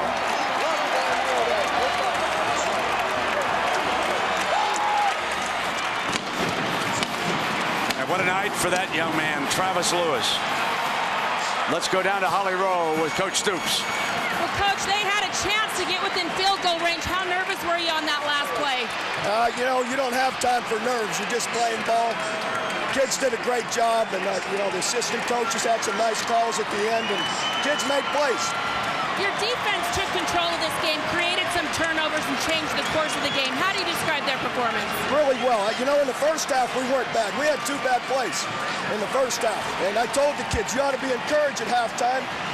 Of all their yards, they got 90 of them on 2 plays. The rest of it, we were playing the run game great, getting after the quarterback, forcing turnovers. Just stick with it. Another classic Nebraska-Oklahoma game. What sense of nostalgia do you have, Coach, as they leave? Yeah, it's pretty special. It's pretty neat, really, the history here and the great coaches before us. So I just feel fortunate and lucky. Thank you. Blessed. Thank you. Well, Travis Lewis tonight came in as the leading tackler for this Oklahoma team, but he was the master of the turnover. Throwing against his body, Travis picked one off of the end zone, which may have been the biggest play of the game. Then in the second half, he recovered his first fumble. The young man from San Antonio wasn't finished. An interception and 2 fumble recoveries, and certainly he's tonight's unrivaled player of this game, brought to you by Dr. Pepper. And overall, Herbie, this Oklahoma defense, 14 tackles for a loss for 60 yards. An unbelievable performance defensively for the Sooners. We knew coming into this game that Oklahoma was going to make it tough on Nebraska and their running game. And that's Nebraska's strength. You knew that Nebraska was going to have the ability to execute in the passing game, to have a chance to move the ball down the field. And Bo Pelini just told Holly Rowe, hey, outside of a couple plays, we made it tough on them. In fact, the last 8 series, Nebraska couldn't do anything, whether it was a turnover or a punt. So give credit to Oklahoma's defense and Travis Lewis stepping up. Yeah, no question. And when you think about the big picture today, the stage is set for the championship game, of course. Auburn blew out South Carolina for the SEC title. Oregon was battling Oregon State for a while in the Civil War. Then they, too, pulled away. So there's no doubt about what's going to happen. As for Oklahoma, Herbie, they will head to the Tostitos Fiesta Bowl. You know, Bob Stoops has an amazing record now. Looking back when we had a Big 12 North and a South, he's been able to come into this game and really control things and dominate these championship games. But it's very fitting. I mean, the 2 great friends going toe-to-toe in the last Big 12 championship game here in Arlington, and it goes down to the wire, and Oklahoma ends up heading to the BCS and has a great year, and again, the final season of what we know as the Big 12. All right, let's go down to Holly Rowe with the man of the hour, Travis Lewis. Well, Travis, you were all over the field in this game. What was so intense about you tonight? We wanted it. We wanted this bad. This has been a long season. We've been tested in so many ways. We've been up against the wall. We had our backs against the wall. We came out here and we defense totally dominated. You guys were under fire early in this season. Everybody wondered what was wrong with the defense. How fitting is it that on the last play that Nebraska has a chance, it's a defensive stop? It says what kind of guys we have on this team. We got a lot of guys with character, a lot of guys that really wanted this, and we're bringing the championship home. Thank you. You're welcome. And with that championship, well, here comes their reward. A trip to the desert, Glendale, Arizona, the Tostitos Fiesta Bowl on January 1st, 8:30 Eastern on ESPN. Oklahoma will play either Connecticut or Stanford. We will find out tomorrow night at 8:15. Make sure you are tuned in to ESPN. The final BCS countdown, 8:15 Eastern for the official unveiling of each BCS Bowl matchup. Will it be Wisconsin and TCU in the Rose Bowl? And then at 9 Eastern, the Bowl Selection Special. Now we take you to Times Square. The Ford wrap-up, John Saunders and Jesse Palmer. Take it away, Big John.